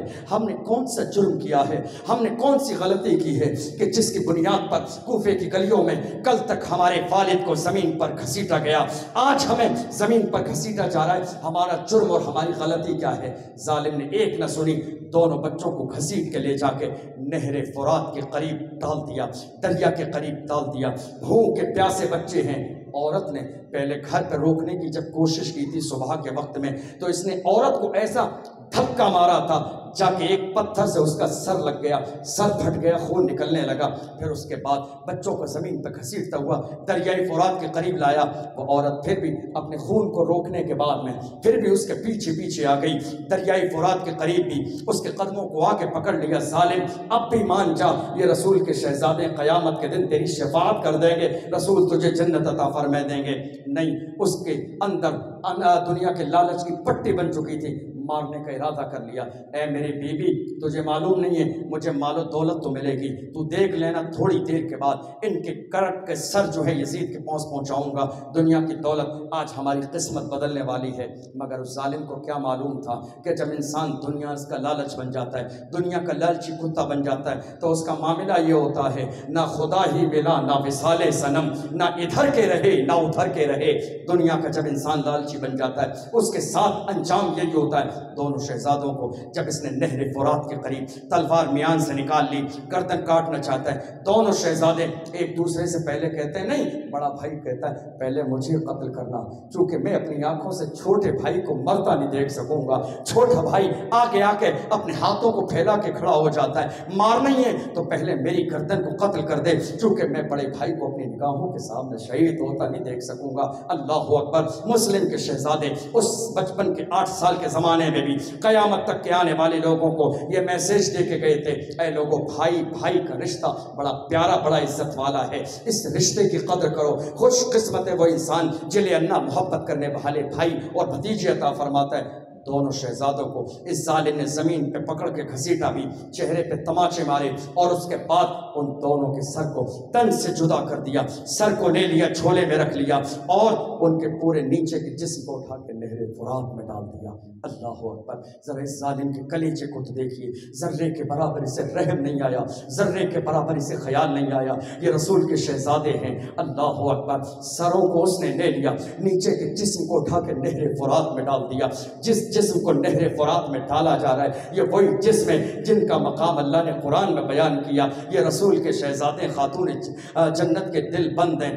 دونوں کے جھولے کے لے کے عبید اللہ ابن زیاد کے پاس گورنر ہاؤس پہنچا، کہا عبید اللہ ابن زیاد خوش ہو جائیے اور انتظام کر لیجئے اپنے انعام دینے کا۔ کہا ایسا کون سا انعام تمہیں دینے کی نوبت آ گئی، کیا لائے ہو؟ کہا میں دشمنوں کے سر لایا ہوں۔ دشمنوں کے سر؟ کون ہے میرا دشمن کوفہ کی سرزمین پر؟ کہا آپ نے ان دو مسلم کے بچوں کو کہا تھا لے کے آنا ہے۔ عبید اللہ ابن زیاد دیکھو میں ان دونوں بچوں کے سر لے کے آیا ہوں۔ جب سر دیکھے عبید اللہ ابن زیاد آگ ببولہ ہو گیا۔ ظالم، میں نے قتل کرنے کا اعلان کب کیا تھا؟ مجھ سے یزید نے کہا تھا بچوں کو زندہ سلامت بھیجنا، اب یزید مجھ سے مانگے گا بچے زندہ کیسے بھیجوں گا؟ میں نے مارنے کا اعلان نہیں کیا تھا، میں نے قتل کرنے کا اعلان نہیں کیا تھا، میں نے اعلان صرف یہ کیا تھا بچوں کو زندہ لا کے میرے پاس واپس لانا۔ لیکن آپ ذرا اندازہ تو لگائیے، ان بچوں کے وہاں پہنچنے سے پہلے ایک چھوٹا سا واقعہ بیچ میں اور ہوا۔ وہ یہ ہوا تھا کہ جب مشکور نے ان بچوں کو باہر نکال دیا جیل سے نکالنے کے بعد جب صبح ہوئی، کسی نے جا کے عبید اللہ ابن زیاد کو کہا تھا عبید اللہ ابن زیاد معلوم ہے بچے فرار ہو چکے ہیں، بچے نہیں ہیں۔ بلایا مشکور کو، مشکور بچے کہاں ہیں؟ میں نے آزاد کر دیے۔ بچے کہاں ہیں؟ آزاد کر دیے۔ آزاد کر دیے؟ تمہیں میرا ڈر نہیں ہے؟ تمہیں میرا ڈر نہیں ہے؟ تمہارے ساتھ کیا ہوگا؟ مشکور جن کے دل میں اہل بیت کی محبت تھی، انہوں نے کہا جو اللہ سے ڈرتے ہیں وہ دنیا میں کسی اور طاقت سے نہیں ڈرتے، جو اللہ سے ڈرتے نہیں ڈرتے۔ کیا ملا تمہیں آزاد کر کے؟ کیا ملا؟ مسلم کے شہزادوں کو تم نے رات میں آزاد کیا، کیا ملا؟ مشکور نے کہا تھا کیا ملا؟ دیکھ لینا مرنے کے بعد میں اسی نیکی کے بدلے میں قیامت کے میدان میں مصطفیٰ جان رحمت میری شفاعت فرمائے۔ کیا ملا مجھے؟ اس نے کہا اگر ہمیں دے دیتا دنیا کا مال، دنیا کی دولت ملتی۔ کہا نہیں، دنیا کا مال اور دولت نہیں چاہیے، میں نے مصطفیٰ کی رضا کو خرید لیا ہے، میرے نبی مجھ سے راضی ہو گئے۔ مشکور نے کہا اے عبید اللہ ابن زیاد، تو ظلم تو کر رہا ہے مگر ڈر اس دن سے جس دن موت کا فرشتہ تیرے سامنے آ کے کھڑا ہو جائے گا۔ اے ظلم کرنے والے، میں جانتا ہوں تیرا کوئی مقصد نہیں ہے سوائے منصب کے، تیرا کوئی مقصد نہیں ہے سوائے دولت کے، تیرا کوئی مقصد نہیں ہے، حسین کے گھر سے تیری اپنی ذاتی کوئی دشمنی نہیں ہے۔ دنیا کی دولت کے لالچ میں حضور کے خاندان، حضور کے شہزادے کے لوگوں کو، حضور کو شہزادوں کو تکلیف دیتا ہے۔ تجھے معلوم نہیں ہے تو جس دنیا کی دولت کے لیے مر رہا ہے، اللہ فرماتا ہے یہ دولت مٹنے والی ہے، کہیں ایسا نہ ہو تو ان سب کو شہید کرنے کے بعد دولت تیرے ہاتھ میں آنے سے پہلے دولت بعد میں آئے، موت کا فرشتہ تیرے دروازے پر پہلے آ جائے، تجھے نہ خدا ملے گا نہ یہ دنیا ملے گی۔ آخر کیا کرے گا؟ جب یہ نصیحت والی باتیں مشکور نے کہیں، جلاد کو بلایا، کہا اس کے جسم پر اتنے کوڑے مارو کہ یہ یہیں پر انتقال کر جائے۔ اس نے ان بچوں کو آزاد کیسے کیا؟ ظالم آیا کوڑا لے کے، مشکور کے جسم پر جیسے ہی پہلا کوڑا مارا ہے، مشکور نے کہا بسم اللہ الرحمن الرحیم، اللہ کے نام سے شروع، اللہ کے نام سے شروع اللہ کے نام سے جو نہایت رحم کرنے والا مہربان ہے۔ دوسرا کوڑا مارا، الحمدللہ رب العالمین، تمام تعریفیں اللہ کے لیے ہیں جو کائنات کا پیدا کرنے والا ہے۔ تیسرا کوڑا مارا، اللہ کی حمد و ثنا۔ چوتھا کوڑا مارا، رسول پر درود۔ پانچواں کوڑا مارا، اے اللہ گواہ رہنا اہل بیت کی محبت میں کوڑے کھا رہا ہوں، اے اللہ گواہ رہنا میرے اس عمل کو میری مغفرت کا ذریعہ بنا دینا۔ اس کے بعد حضرت مشکور کو مارتے مارتے شہید کر دیا گیا، اور جس وقت میں وہ ظالم حارث امام مسلم کے دونوں شہزادوں کے سروں کو لے کے پہنچا تھا، اس نے کہا تھا ظالم میں نے زندہ بچے مانگے تھے، میں نے ان کی لاشیں، ان کے سر نہیں مانگے تھے، ان کی لاشیں کہاں چلی گئیں, نیچے کا دھڑ کہاں چلا گیا؟ کہ نہر فرات میں ڈال کے آیا ہوں. ظالم یہ سارا معاملہ کس نے کہا تجھے؟ مجھے تو بچے زندہ چاہیے تھے. اتنا غصے میں آ گیا عبید اللہ ابن زیاد, ایک شخص کو بلایا, کہا اس حارث کے سر کو تن سے جدا کر دے, اس نے میری اجازت کے بغیر ان دونوں بچوں کو شہید کیسے کیا؟ بلایا سب کے سامنے. اس ظالم کو جس نے مسلم کے بچوں کو شہید کیا تھا وہیں پر اس کے سر کو تن سے جدا کر دیا. وہیں کی وہیں اللہ نے دکھا دیا اس کے ظلم کی سزا کیا ہے. اور یہ دنیا کے لالچی کتا بن گیا تھا, مگر اسے نہ دنیا ملی نہ دنیا کا مال ملا. اندازہ لگائیے مسلم بن عقیل کے شہزادوں نے بھی, چھوٹے چھوٹے شہزادے چھوٹے چھوٹے ننھے ننھے ہاتھوں سے اس دنیا کو خیر آباد کہتے ہوئے, الوداع کہتے ہوئے اس دنیا سے رخصت ہوتے ہوتے پوری دنیا کو یہ پیغام دے کے گئے. مسلم کے بچے چاہتے تو کہہ سکتے تھے ہاں ہم یزید کو مان لیں گے, ہم یزید کے ہاتھ پہ بیعت کر لیں گے, یزید کو امیر المومنین مان لیں گے, شاید ان کی زندگی بخش دی جاتی. چونکہ لڑائی تو اسی بات کی تھی, جنگ تو اسی بات کی تھی, اختلاف تو اسی بات کا تھا, لیکن پھر بھی مسلم کے بچوں نے جان دے دی ہے. مگر اعلان یہی کرتے رہ گئے یزید فاسق ہے, اس کے ہاتھ میں ہاتھ نہیں دیں گے. یزید ظالم ہے, اس کے ہاتھ میں ہاتھ نہیں دیں گے. یزید شرابی ہے, اس کے ہاتھ میں ہاتھ نہیں دیں گے. یزید بے نمازی ہے, وہ کسی منصب کے لائق نہیں ہے. ہم رسول اللہ کے شہزادے ہیں, ہماری گھٹی میں مدینے والے مصطفیٰ نے ہمیں صداقت کا جام پلایا ہے, محبت کا جام پلایا ہے, عدالت کا جام پلایا ہے, سخاوت کا جام پلایا ہے. ہم جان دے دیں گے, مگر مصطفیٰ کی شریعت کو کسی بھی زمانے میں نہ ہم نے کل بدنام ہونے دیا تھا, نہ ہم آج بدنام ہونے دے رہے ہیں, نہ انشاءاللہ صبح قیامت تک مصطفیٰ جان رحمت رؤوف الرحیم صلی اللہ علیہ وسلم کی شریعت کو بدنام ہونے دیں گے. اللہ کے محبوب صلی اللہ علیہ وسلم نے بچپن کے زمانے میں حسین اعظم کے بارے میں جو پیشین گوئی فرمائی تھی. دنیا کے لوگ کہتے ہیں میرے آقا صلی اللہ علیہ وسلم نے حسین کو بچایا نہیں, مگر میرے نبی نے حسین کو بچانے کی کوشش ہی نہیں کی.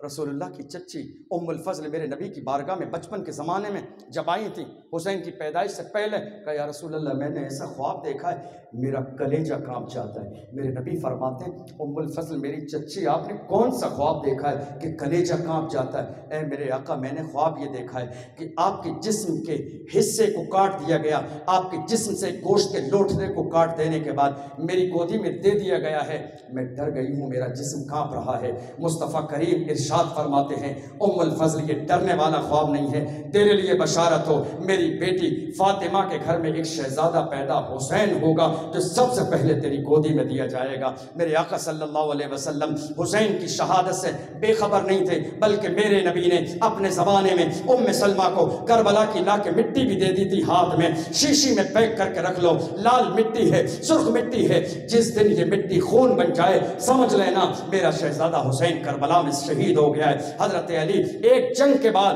کربلا کی سرزمین سے گزرتے جا رہے تھے, لوگوں سے پوچھا اے لوگوں اس زمین کا نام کیا ہے؟ لوگوں نے کہا اس زمین کا نام ہے کرب اور بلا, کرب و بلا اس زمین کا نام ہے. حضرت علی وہیں چہرہ پکڑ کے آنسوں کے ساتھ رونے لگے. علی رونے کی وجہ کیا ہے؟ جگہ کا نام پوچھا رونے لگے, جگہ کے بارے میں پوچھا رونے لگے, آخر اس جگہ کے بارے میں معاملہ کیا ہے؟ علی فرماتے ہیں یہ وہ جگہ ہے جس کے بارے میں مسجد نبوی میں بیٹھ کر اللہ کے محبوب دانائے غیوب نے ارشاد فرمایا تھا ایک زمانہ ایسا آئے گا بنی امیہ کا ایک ظالم اسی سرزمین پر میرے گھر کی شہزادیوں کو پیاسا تڑپائے گا, میرے شہزادے اور میرے نواسے حسین کو شہید کر دے گا. اللہ اکبر. میرے آقا نے پوری زندگی میں حسین کو بچانے کے لیے کبھی اللہ کی بارگاہ میں دعا نہیں کی. میرے نبی تو خود دعا فرماتے تھے اے اللہ ہمیں شہادت کا درجہ نصیب فرما, شہادت کا درجہ نصیب فرما.